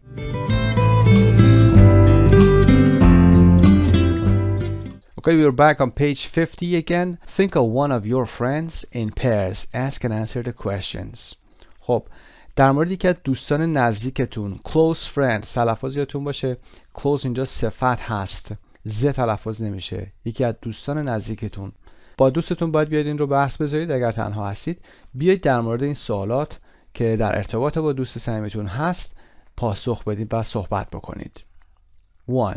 How long have you known him or her? For example, you have a friend who is your close friend, a boy or a girl, and we want to know how long you have known him or her. The answer can be, I've known him for about 2 years. For about 2 years. با present perfect داریم میگیم I've known him. به این شکل باید پاسخ بدید و میگید که اون رو به مدت 2 سال میشناسمش، یا اینکه زمان رو میگید، مبدأ زمانی. I've known him since we were at school. I've known him since 2016. به این شکل. سوال اول رو که دوره زمانی بوده از گذشته تا حالا رو با present perfect پرسیده و حالا جزئیات زمان و مکان رو میخواد بپرسه با گذشته ساده میپرسه. Where did you meet? کجا همدیگر دیدید؟ For example, at a concert or on the beach or on my vacation. و why do you get along well? چرا رابطتون خوبه؟ Why do you get along well? To get along well یعنی که ارتباط خوبی داشتن. خب the answer can be, for example, because we have a lot in common. We have a lot in common. A lot رو از هم جدا بنویسید. We have a lot in common یعنی ما وجه مشترک زیادی داریم. علاقمندی مشترکمون زیاد هست. Common interestمون زیاد هست. Next question. What do you have in common? خب همین سوال رو از ما میپرسه دوباره. وجه مشترکاتون چیه؟ We both love tennis and pop music, for example. Do you ever argue? آیا هیچ وقت میخواید بپرسید آیا هیچ وقت کاری رو انجام میدید با ساختار do you ever. Do you ever argue? آیا هیچ وقت بحث میکنید، مشاجره میکنید، یعنی به حالت دعوا. What about? Yes, sometimes. For example, we argue about who is going to do the dishes. اگر قرار باشه که با هم زندگی بکنید بحث میکنیم سر اینکه کی میخواد ظرف بشوره و یا who's going to pay for example for the bills، برای پول برق و پول هزینه ها رو کی میخواد بده. و how often do you see each other؟ how often، هر چند وقت یه بار هم دیگر رو میبینید. You can say we see each other a lot. Actually we're flatmates or we are roommates. ما هم اتاقی هستیم پس هم دیگر رو زیاد میبینیم. How do you keep in touch؟ keep in touch یعنی در ارتباط بودن. چطوری با هم دیگه در ارتباط هستین؟ we call each other. Have you ever lost touch؟ Have you ever lost touch؟ آیا تا به حال ارتباطتون قطع شد؟ Why and when؟ For example, yes, once because I lost my cell phone when I was in Peru or in other countries or in some cities. So it took me 2 days to solve the problem. خب بله یک بار من به خاطر اینکه در یک شهری بودم تلفنمو گم کردم و چند روزی طول کشید تا این مشکل رو حل بکنم. Do you think you'll stay friends؟ فکر میکنید که همینطور دوست باقی بمونید؟ Do you think you will stay friends؟ Surely we will. بله مطمئنم باقی خواهیم موند، دوست باقی خواهیم موند. خب میریم به ادامه درس، قسمت 5 pronunciation. The letter S. 321. Listen to the words in the list. How is the S or SE pronounced? Write them in the correct columns. میدونید که حرف S چند حالت تلفظ داره. ممکنه صدای س بده، ممکنه صدای ز بده، جایهایی ممکنه که صدای از بده و صدای ش ممکنه بده و یا بعضی جاها صدای ژ هم داره. لیستی که در پایین اومده رو میتونید به فایل صوتیش گوش بکنید. یه دور با هم مرور میکنیم. busy صدای ز داره. close به عنوان adjective در متن درس عرض کردم خدمتون اگر صفت باشه for example we're close ما نزدیک هستیم. he's my close friend اون دوست نزدیک منه. اونجا صدای س داریم. و وقتی میگیم در رو ببند میگیم close the door. close the door در رو ببند. اونجا صدای ز داره. conversation صدای س. کلماتی هم که حالت tion, sion و ion دارن اسم میشن استرس روی هجای قبلی شن، ژن و غیره هست. یعنی اینجا سیشن، شن استرس آخر هست، استرس قبلیش که سی هست استرس میگیره. بنابراین میتونید رو کدگذاری بکنید و خیلی راحت دیگه میتونید بگید که این کلمه استرسش کجا هست و نیاز نیست دنبال استرسش بگردید. conversation decision اینجا sion داریم ما صدای ژ، صدای ژ گرفته. discuss صدای یو رو اینجا با آی کوتاه بگید. discuss double s صدای اس گرفته. eyes صدای ز داریم چشمان. friends صدای ز داریم. lose صدای ز se صدای ز گرفته. music صدای ز. pleasure su صدای ژ گرفته. promise se صدای س داره میده اینجا. بنابراین میبینید که بسیاری از این کلمات باید حالت حفظی باشه و حفظ کنید. قانون خاصی هم نداره. در لوز شما صدای ز دارید اما در پرامیس صدای س دارید. و یا raise اینجا صدای ز دارید. school somebody sport sugar از کلماتی هست که با اس شروع میشه. دو تا استثناء داریم. یکی sugar هست یکی shore. این دوتا صدای ش دارن. sugar و shore صدای ش داریم در ابتدا. اما summer unusual ببینید که اس اینجا صدای ژ داره.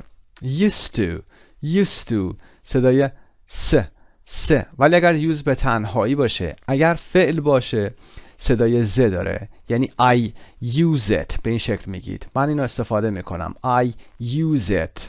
اما اگر این کلمه بخش part of speechش noun باشه ما اون کلمه رو به این شکل تلفظ میکنیم. use مثل درسای grammar in use vocabulary in use.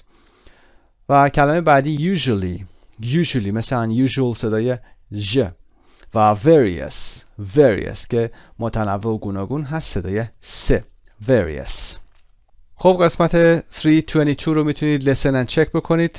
هرچند در قسمت بالا توضیح دادم خدمتتون که کلمات در کدوم ستون قرار میگیرن, but you can check it again with this audio file and then C. Answer with a partner. How is S usually pronounced at the beginning of a word?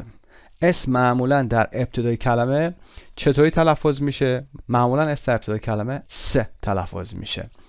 What are the two exceptions? As I told you before, the two exceptions are sure and sugar, which are pronounced sh, sugar and sure. What two ways can S or ES be pronounced at the end of a word? S و ES در انتهای کلمه به چه شکلی میتونه تلفظ بشه؟ S and Z. How is S pronounced in SION? S در SION چطور تلفظ میشه؟ Say it is pronounced j, like television, like vision, like decision. خب این قسمت pronunciation به پایان رسید. کلماتی بود که در اونها S به کار رفته. S رو دیدیم که صداهای س، ز، ش و ژ داشته. کمی تمرین بفرمایید. امیدوارم مورد خاصی براتون وجود نداشته باشه. فقط استثنایی که هست ش برای شور و شوگر هستن که صدای ش دارن. خب میریم قسمت بعد. Part 4 Listening page 51. Talk to a partner. Do you think the following are true or false? ببینید که جملاتی که در پایین میاد آیا درست هست یا نادرسته. 1. 22-year-olds have an average of 1,000 friends.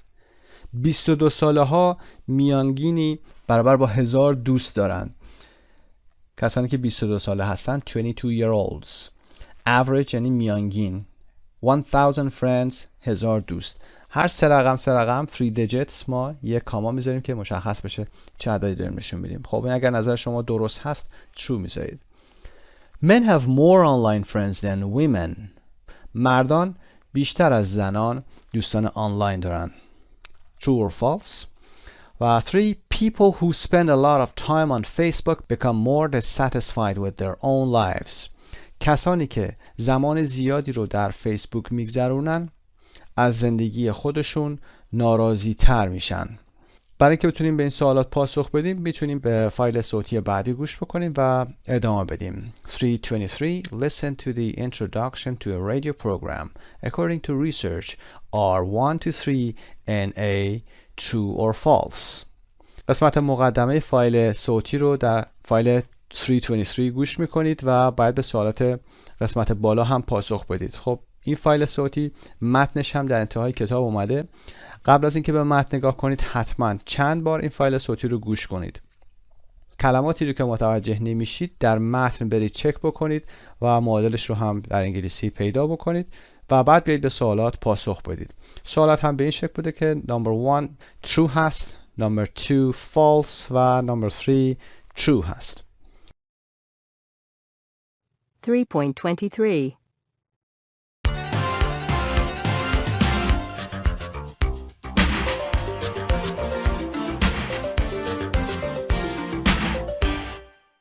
Hello and welcome to Forum, the program that asks you what you think about current topics.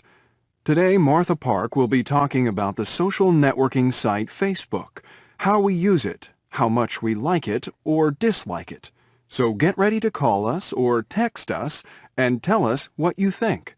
The number, as always, is 555-4318. Martha. Hello. Since Facebook was first launched in 2004, a lot of research has been done to find out what kind of people use it, what they use it for, and what effect it has on their lives. According to a recent study by consumer research specialist Intersperience, the average 22-year-old in Britain has over 1,000 online friends. In fact, 22 seems to be the age at which the number of friends peaks. It also appears that women have slightly more online friends than men. And another study from an American university shows that people who spend a lot of time on Facebook reading other people's posts tend to feel more dissatisfied with their own lives because they feel that everyone else is having a better time than they are. So, over to you. Do you use Facebook? How do you feel about it? Can you really have 1,000 friends? Are social networking sites making us unhappy? Call in and share your experiences. 324 listen to 4 people who call the program. 4 نفر به این برنامه فورم که به اسم انجمن هست زنگ میزنن که یانگ، بث، اما و نت هستن. Who's the most positive about Facebook? Who's the most negative?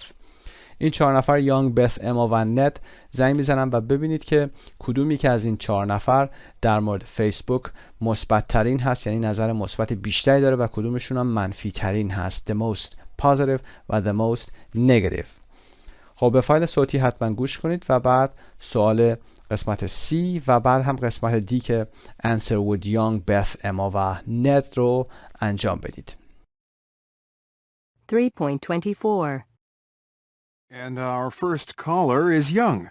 Go ahead, Young. Hi. Yeah, I use Facebook a lot every day.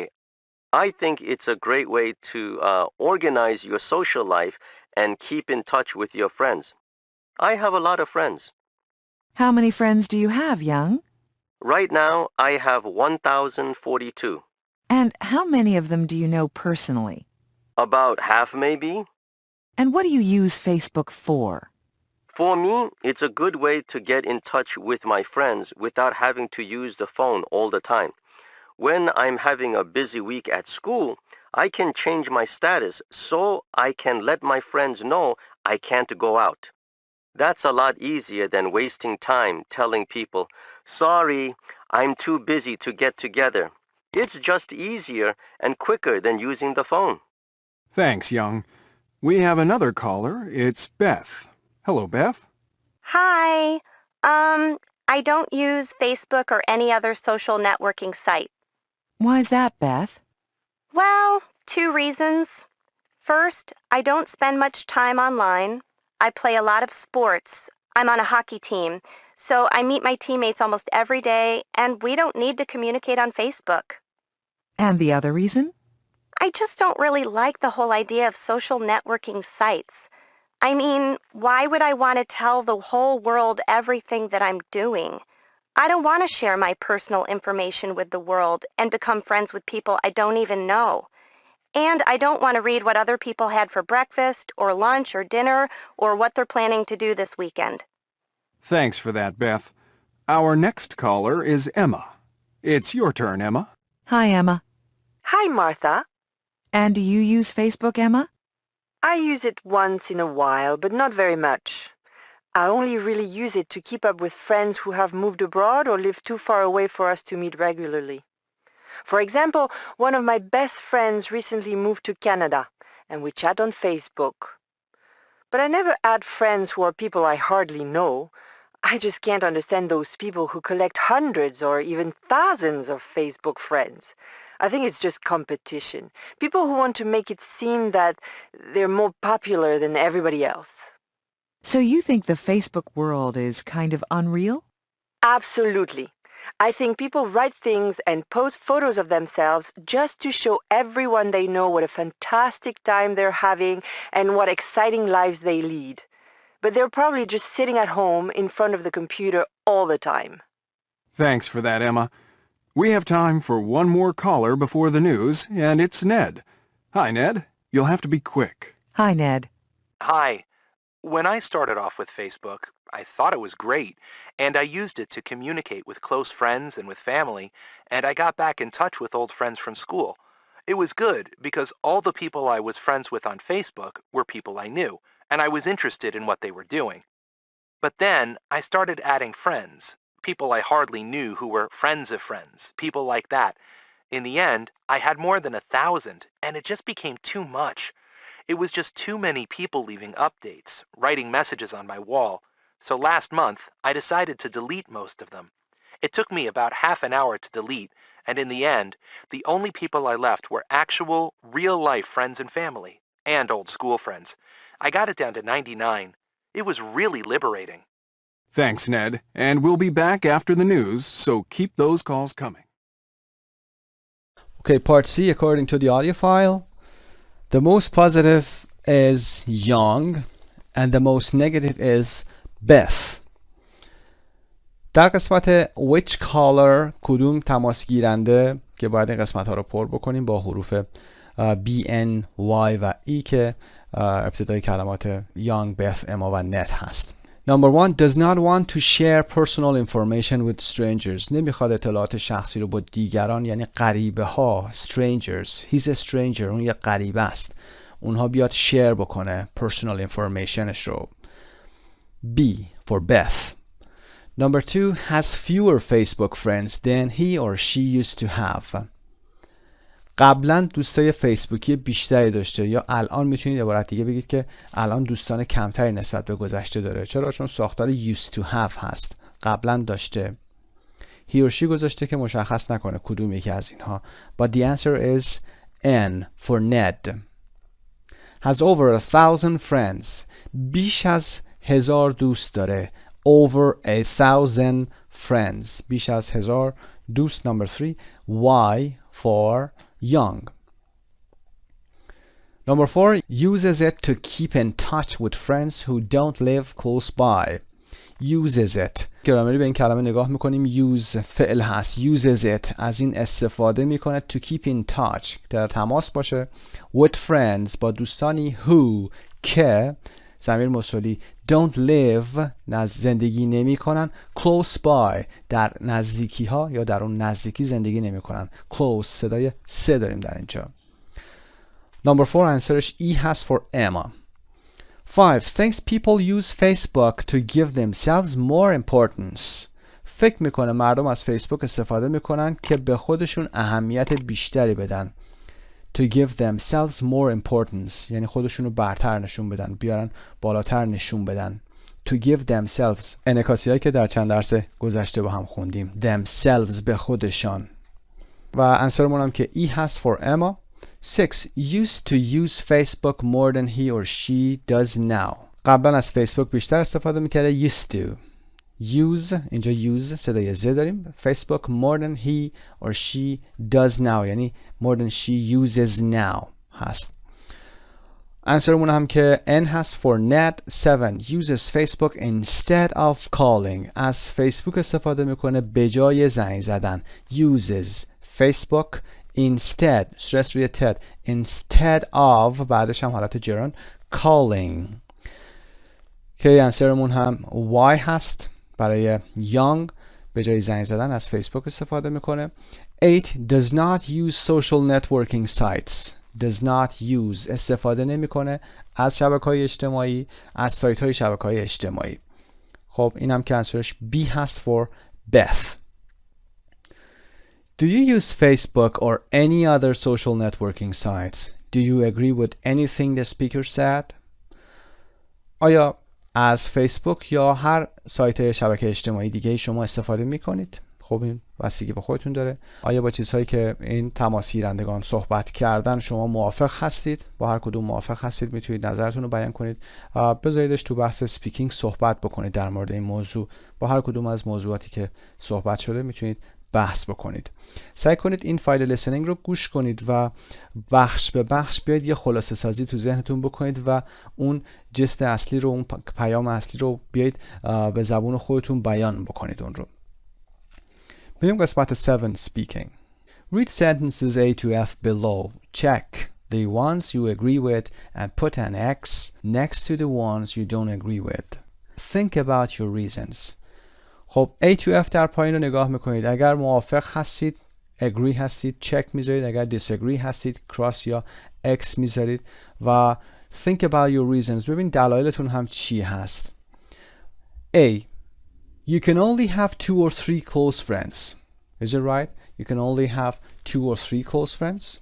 The answer can be it depends, but I partly agree with this statement. Okay? میتونید به این شکل بگید.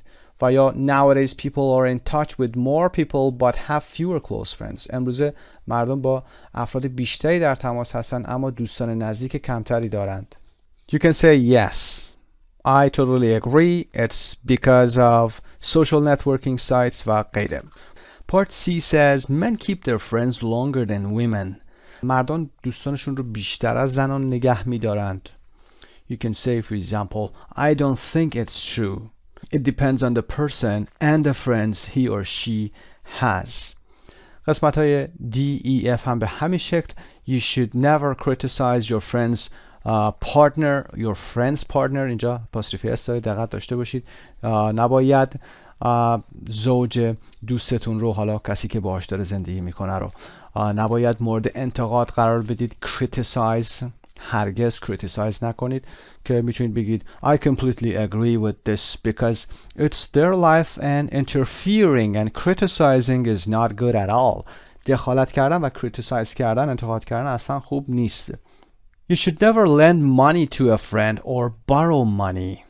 lend و borrow کار کردیم. lend یعنی قرض دادن، borrow یعنی قرض گرفتن. هرگز نباید از دوستتون پول قرض بگیرید یا پول بدید، که میتونید نظر خودتون بگید، اما in my opinion no, it's false. That's what friends are for. مثلا دوستی برای همین هست. A friend in need is a friend indeed.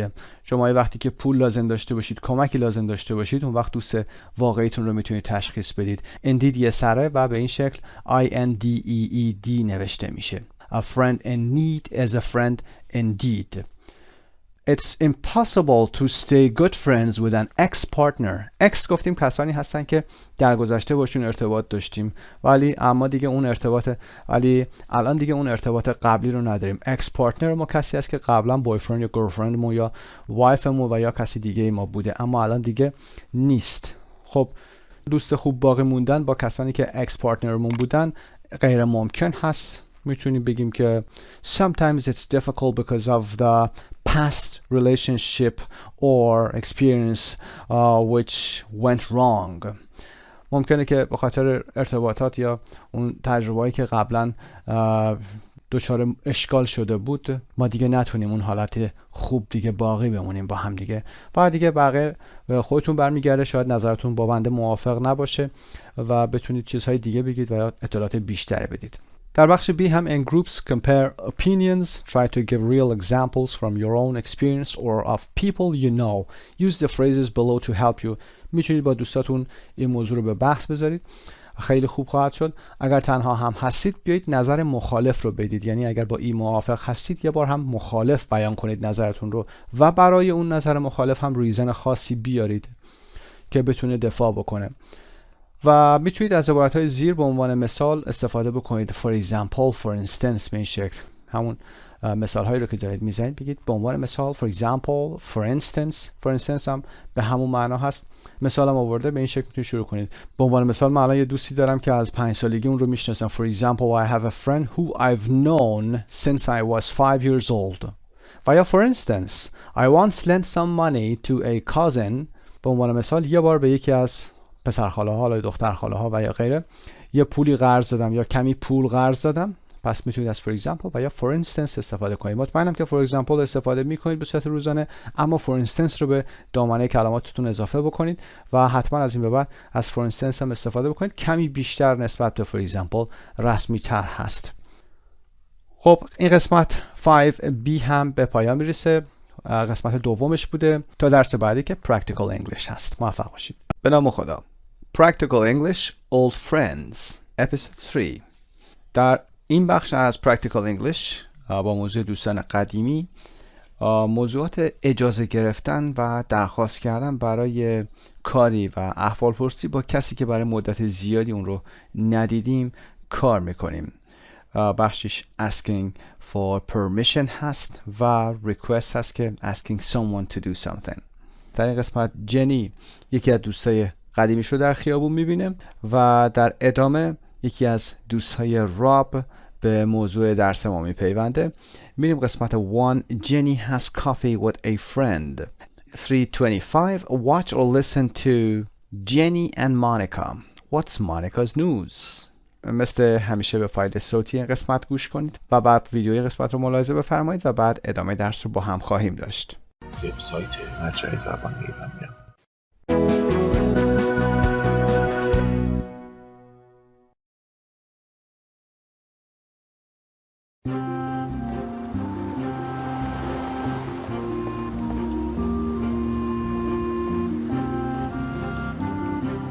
Monica?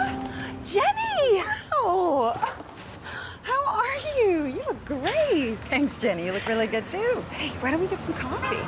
I'd love to, but I'm on my way to meet... Oh, come on. 5 minutes. So, how is everything? Oh, great. Things couldn't be better, actually. Scott and I, we're getting married. You're what? Oh, congratulations. Thank you. When did you get engaged? Only a few days ago. I'm glad I saw you, actually. I was going to call you. We've only told family so far. I can't believe it. Monica the wife. And to think you used to go clubbing every night. That was a few years ago. All I want to do now is stay in and read wedding magazines. And how are the plans coming along? I haven't done anything yet. My mom and Scott's mom want to organize the whole thing themselves. That's what mothers are for. True. But what about you? You look fantastic. Well, I guess I'm kind of happy too. Uh-huh. What's his name? Rob. You've been keeping him very quiet. Is it serious? It's kind of, you know. So it is. It's still early. We haven't been together for long. He only moved here a few months ago from London. What? He's British. And you think you can persuade him to stay in New York? That won't be easy. I think he likes it here. You know how guys are. You never know what they're thinking. When can I meet him? Oh, that's him now. خب پاسخ قسمت A She got engaged. To get engaged ایدی داره، در انتها دقت داشته باشید، یعنی نامزد کردن. و یا She and her boyfriend are getting married. اون و دوست پسرش میخوان ازدواج کنن. are getting married یا دارن ازدواج میکنن. و اما قسمت B Watch or listen again and answer the questions. دوباره این قسمت رو میتونید ملاحظه بفرمایید و قسمت های پایین که 7 سوال هست رو باید به اونها پاسخ بدیم. First question is who's Scott? Who's Scott? He is Monica's fiancé. fiancé رو با یک ای می نویسید چون مرد هست. Scott is Monica's fiancé or Monica's future husband. Monica's future husband. شوهر آینده مونیکا. When did they get engaged? When did they get engaged? چه وقتی اونا نامزد کردن یا مراسم نامزدشون کی بود؟ It was a few days ago. Number 3. Who has Monica told the news to? مونیکا خبر رو یا اخبار رو به کی گفته؟ ساختار present perfect هست. اون به چه کسی این خبرها رو داده؟ She told the news to her family. What did she used to do a lot at night? What does she do now? What did she used to گذشته رو داره میپرسه، معمولاً و عموماً در گذشته چه کاری انجام میداده. و what does she do now به صورت عمومی الان داره میپرسه، یه general question هست، الان چه کاری انجام میده. The answer is she used to go clubbing. Now she stays in and reads wedding magazines. She used to go clubbing. clubbing یعنی به کلوب رفتن، به باشگاه رفتن. قبلا به کلوب‌های مختلف میرفته اما الان در خونه میمونه. She stays in یعنی در خونه میمونه و reads wedding magazines و مجلات مربوط به عروسی رو میخونه. Number 5. Who's going to organize the wedding? Who's going to organize? از going to قصد در آینده داره میپرسه و میگه که قرار هست که کی مراسم عروسی رو اداره کنه. Organize. The answer is the two mothers want to organize the wedding. و یا the two mothers are going to organize the wedding. مادرهای دو طرف یعنی مادر مونیکا و Scott are going to organize the wedding. Number 6. What does Jenny tell Monica about her relationship with Rob? جنی در برای ارتباطش با راب چه چیزی به مونیکا میگه؟ She says that they haven't been together for long. او میگه که مدت زیادی با هم نبودن. و number 7 What does Monica think about Rob being British؟ مونیکا نظرش در مورد راب از اینکه اون بریتانیایی هست چی هست؟ She thinks that it will be hard for Jenny to persuade him to stay in New York. فکر میکنه که برای جنی سخت خواهد بود که to persuade him. To persuade یعنی وادار کردن، مجبور کردن. Persuade P-E-R-S-U-A-D-E To persuade somebody do something. مجبور بکنی کسی رو که کاری برات انجام بده. پس the answer is she thinks it will be hard for Jenny to persuade him to stay in New York. سخت خواهد بود که بخواد راب رو مجبور کنه که در نیویورک باقی بمونه. Permission and requests. Permission اجازه گرفتنه. Permit فعلش هست. و requests درخواست ها هست. 326 Watch or listen. What two favors does Rob ask Jenny? خب فایل 326 رو داریم. هم فایل صوتیش هست هم فایل تصویری. باید به فایل صوتی اول گوش کنید ببینید که موضوع چی هست و اینکه two favors. favor یعنی لطف کردن. two favors یعنی دو لطف. دو درخواست مهم هست. What two favors does Rob ask Jenny? راب از جنی میخواد که 2 تا کار براش انجام بده. این 2 تا کار و یا two favors چی هستن؟ Do you mind if I join you? Of course not. Come on, sit down. Thank you. I have to leave in a minute anyway. Could I have a large latte, please? Of course. Rob, this is Monica. Nice to meet you, Rob. You too, Monica. You know, Jenny talks about you a lot, and I've seen college photos of you two together at Jenny's parents' house. Of course you have. My dad's photos. You've hardly changed at all. What a nice man. I can see why you like him, Jenny. The perfect English gentleman. Your latte? Oh, thanks. Can you pass the sugar? Sure. Sorry, guys, but I have to go. You're sure I haven't interrupted anything?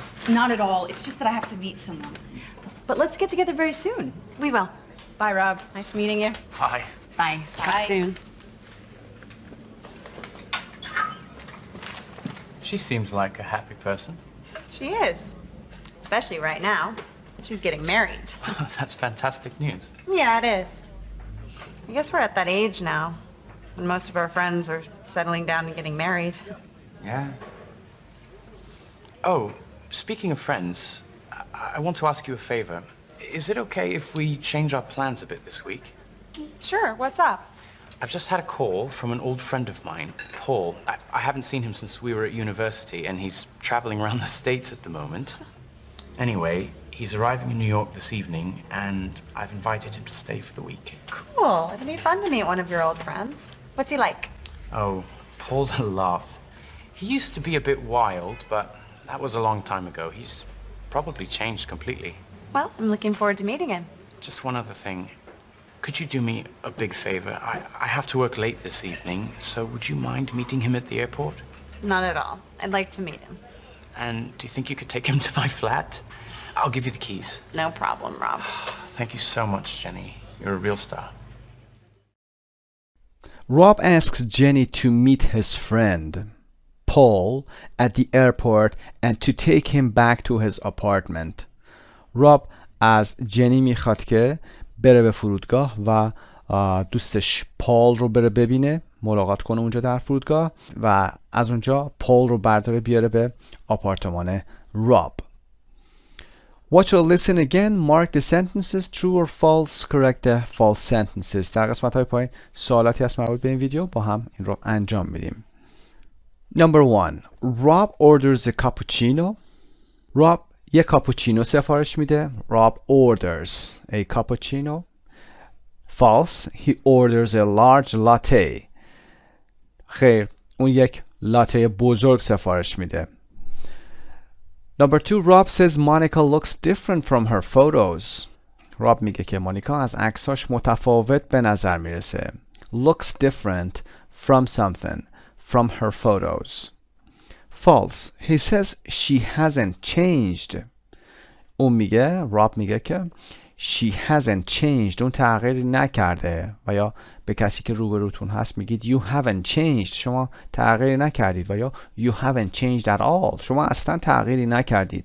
3. Monica gets a good impression of Rob. مانیکا تأثیر خوبی از راب میگیره. یا تأثیر راب روی مانیکا تأثیر خوبی بوده. True. 4. Monica leaves because she has to go to work. مانیکا اونجا رو ترک میکنه بخاطر اینکه باید بره سر کار. False. She needs to meet someone. اون قراره که کسی رو بره ببینه. 5. Jenny says that most of their friends are in serious relationships. جنی میگه که اغلب دوستاشون تو ارتباطات خیلی جدی هستن. In serious relationships. False. She says that most of their friends are getting married. اون میگه که اغلب دوستاشون دارن ازدواج میکنن. 6. Paul is going to stay for 2 weeks. پال قراره که 2 هفته اونجا بمونه. False. He's going to stay for a week. برای 1 هفته. 7. Paul used to be very quiet when they were younger. وقتی که پال و راب جوانتر بودن یا سنشون کمتر بود، پال آدم خیلی آرومی بود. Used to be با فعل بی آوردیم used to رو. میخوام بگیم چیزی به این شکل بوده. He used to be very quiet. اون خیلی آدم آرومی بوده. False. He used to be a little wild. اون یک کمی آدم شلوغ و پردرد سری بوده. To be wild به این معنا هست. Jenny is excited to meet Paul. جنی از دیدن پال هیجان زده است. از اینکه پال رو میخواد ببینه هیجان زده است. The answer is true. و اما در page 53 part C 327 look at some extracts from the conversation. Can you remember any of the missing words? Watch or listen and check. خب ویدیوهای قبلی رو که دیدید باید نگاه بکنید که ببینید میتونید قسمت های خالی زیر رو پر بکنید. این بخش 2 قسمت هست. قسمت اولش رو با asking permission آورده. بخشهایی رو از فیلم جدا کردن. راب و مانیکا صحبت میکنن و قسمت بعدیش راب و جنی. Rob says, do you mind if I join you? Do you mind if I join you? داره اجازه میگیره. Asking permission. Do you mind if I join you? مشکلی نیست که به شما ملحق بشم یا بیام بشینم کنارتون. و مانیکا says, of course not. Come on, sit down. البته که نه. چه مشکلیه؟ البته که نه. Of course not. Come on, sit down. بیا و بشین. در قسمت دوم Rob and Jenny are talking and Rob says, is it okay if we change our plans a bit this week? Is it okay? میخواید بپرسید آیا مشکلی نیست؟ و فرد روبروتون ناراحت نمیشه از موضوعی و میگید is it okay if شرط رو هم میرید if we change our plans a bit this week. اگر برنامه هامون رو این هفته یک کمی تغییر بدیم مشکلی نداره. و جنی says oh sure. مطمئنا یعنی اصلا مشکلی نداره. Not at all. در قسمت request asking someone to do something از دیگران میخواید که کاری رو انجام بدن. درخواست کردن از کسی برای انجام کاری. Rob and Jenny are talking. Rob says can you pass the sugar? میشه شکر رو بدی. Can you pass the sugar? پس اینجا به معنای دادن هست. رد کردن و دادن به فرد مقابل هست. و Jenny says sure. بله خواهش میکنم و شکر رو بهش میده. اما اینجا راب و جنی که رابطه خیلی صمیمی دارن خیلی راحت با can میگن can you pass. اگر بخوایم حالت رسمی تر بگیم باید بگیم could you pass the sugar. حالت مؤدبانه تر هم هست could you pass the sugar. اما پاسخ ما با همین can هست اینجا. در قسمت دوم راب says could you do me a big favor. میشه یه لطف بزرگ در حق من بکنی. ما در فارسی این رو میگیم میشه یه لطف بزرگ در حق من بکنی. Could you do me a big favor. به این شکل. I have to work late this evening. امروز است باید تا دیر وقت کار بکنم. Would you mind meeting him at the airport? Would you mind meeting him at the airport? مشکلی ندارید برید به ملاقات اون یعنی پال at the airport در فرودگاه. Would you mind meeting. ساختار رو دقت داشته باشید. Would you mind meeting. Would you mind not touching. به این شکل هم میتونید بگید حتی میشه دست نزنید. درخواست مؤدبانه هست. کاری رو انجام بدن یا ندن. And Jenny says not at all. Not at all. با یه not و at all میگه اصلا خواهش میکنم. Not at all. I'd like to meet him. دوست دارم برم ببینمش. I'd like to meet him. بعد از I'd like ما to باید بیاریم. I'd like to meet him. و در قسمت 3 Rob says and do you think you could take him to my flat؟ و فکر میکنید که میتونید اون رو به آپارتمان من ببرید. Do you think you could take him to my flat؟ میبریدش. flat همون اپارتمنت هست چون راب بریتیش هست به اپارتمنت میگه flat. I'll give you the keys. من کلیدا رو به شما خواهم داد. I'll give you تصمیم همون لحظه هست، بنابراین از ساختار I will give you استفاده میکنه. I will give you the keys. کلیدا رو بهتون میدم. و جنی میگه No problem Rob. No problem به معنای مسئله نیست، مشکلی نیست و در جواب thank you هم شما میتونید بگید no problem یعنی خواهش میکنم.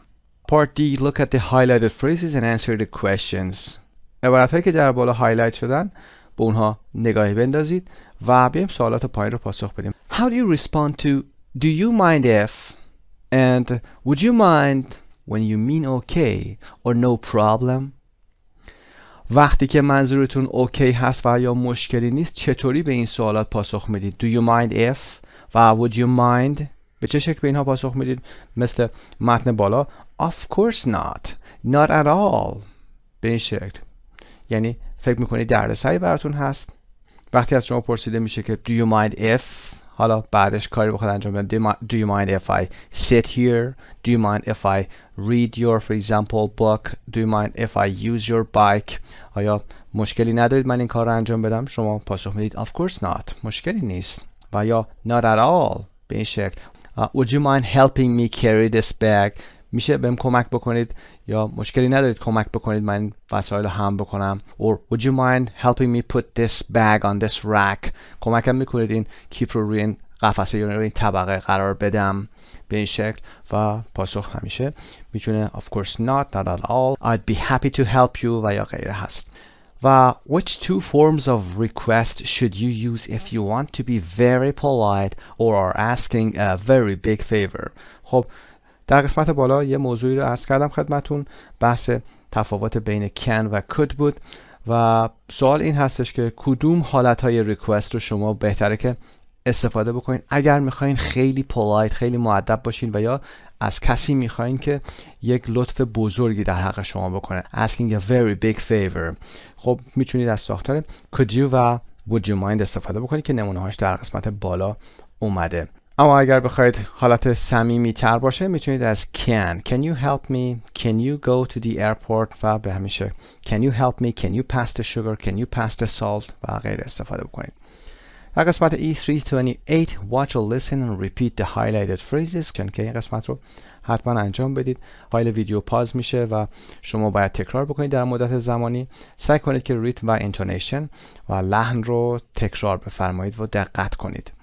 Practice the dialogues and see with a partner. در قسمت C دیالوگی که در قسمت بالا اومده با دوستتون تمرین کنید یا خودتون به تنهایی با صدای بلند این کار رو انجام بدید. G communication. Could you do me a favor? Page 105. بریم به صفحه 105 قسمت communication.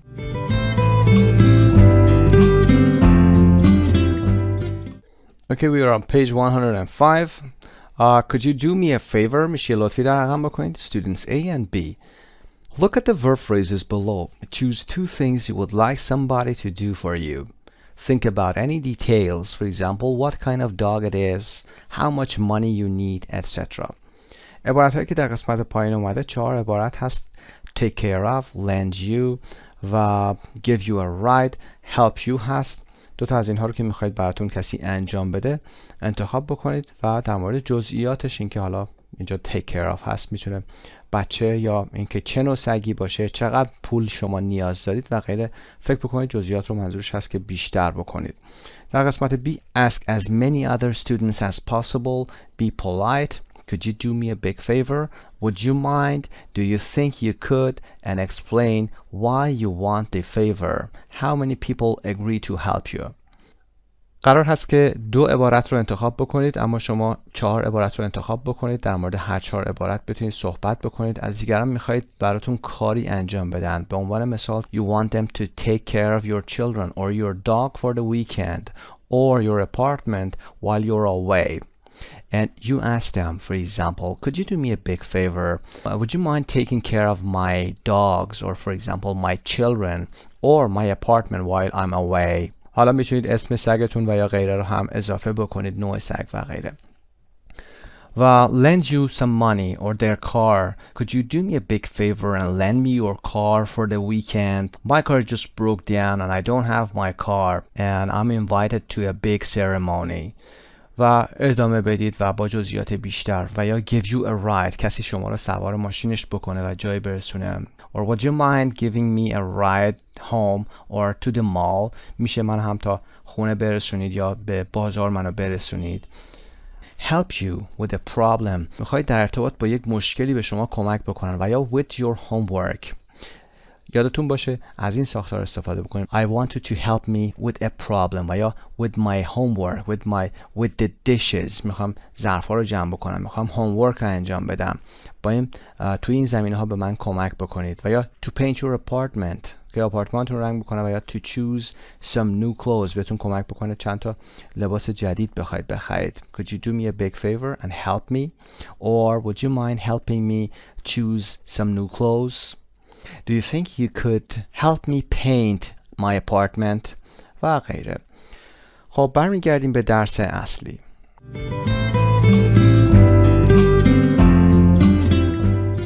Part A 329, watch or listen. How do Rob and Jenny feel about Paul's arrival? راب و جنی از رسیدن پول چه احساسی دارند؟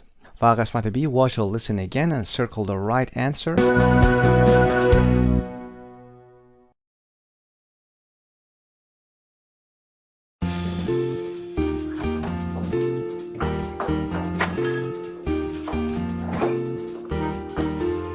Hey man. Paul.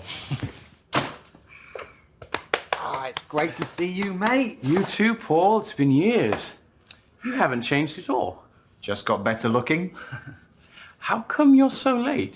Paul's flight from LA was delayed, and then the traffic coming back was just awful. That gave us time to get to know each other. Yeah. Paul told me all about his travels. Every detail. And look at this. Your own New York flat. How cool is that? It's good. It's really good. But do you want something to eat? I got some things on my way home. Staying? It's my first night in the Big Apple. Let's go out and have a pizza or something. I thought you'd be tired after the flight. No way, man. I am ready for action. Great. I'll get my jacket. Rob, I think I'll go home if you don't mind. I'm exhausted. Oh, okay then. So it's a boys' night out? Just like the old days. And after the pizza, we can go on somewhere else. Rob, we've got a lot to talk about.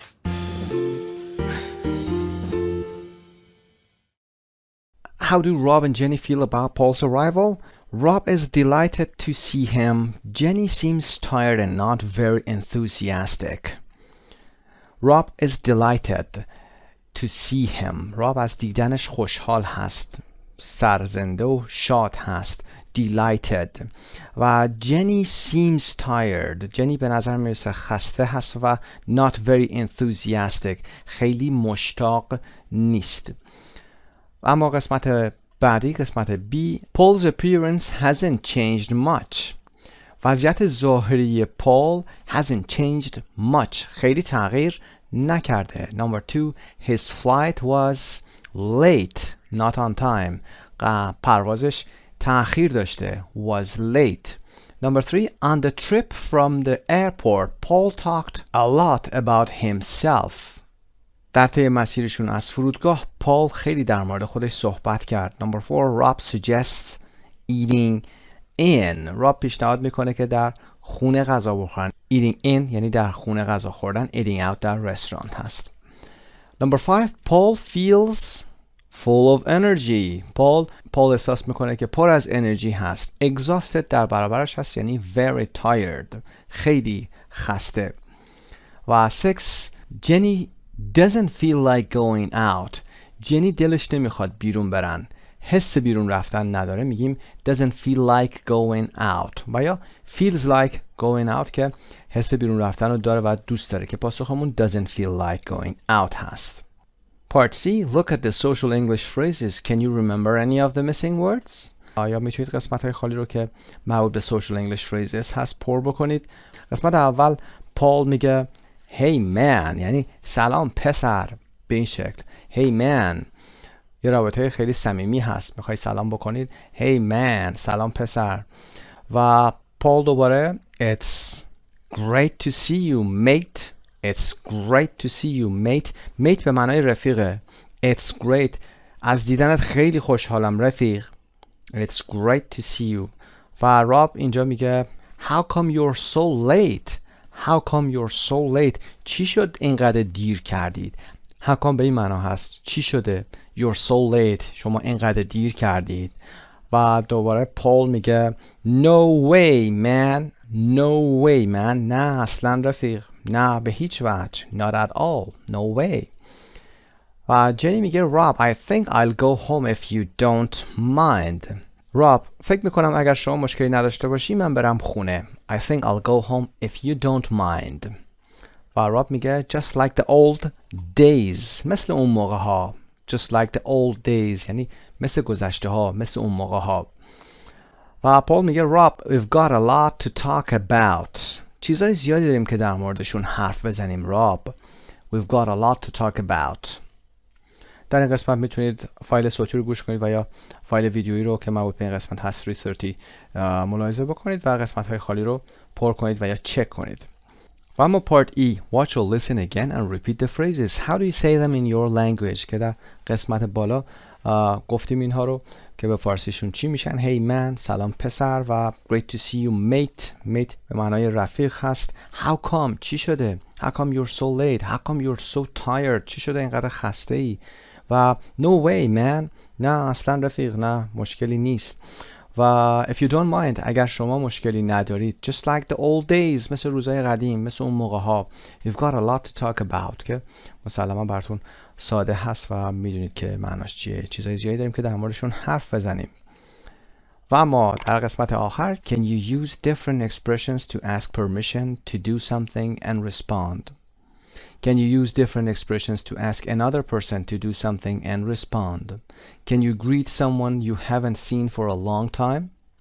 خب بخش هایی که پرسیده شد مربوط به 3 قسمت اصلی درس هست. Asking permission هست و asking someone or somebody to do something for you هست و اینکه greet somebody و یا someone که احوال پرسی کردن با کسی هست که ما رو مدت طولانی ندید که قسمت آخر مربوط به پال هست. با اتمام این قسمت نیمه نخست کتاب امریکن انگلیش فایل سطح 3 به پایان میرسه.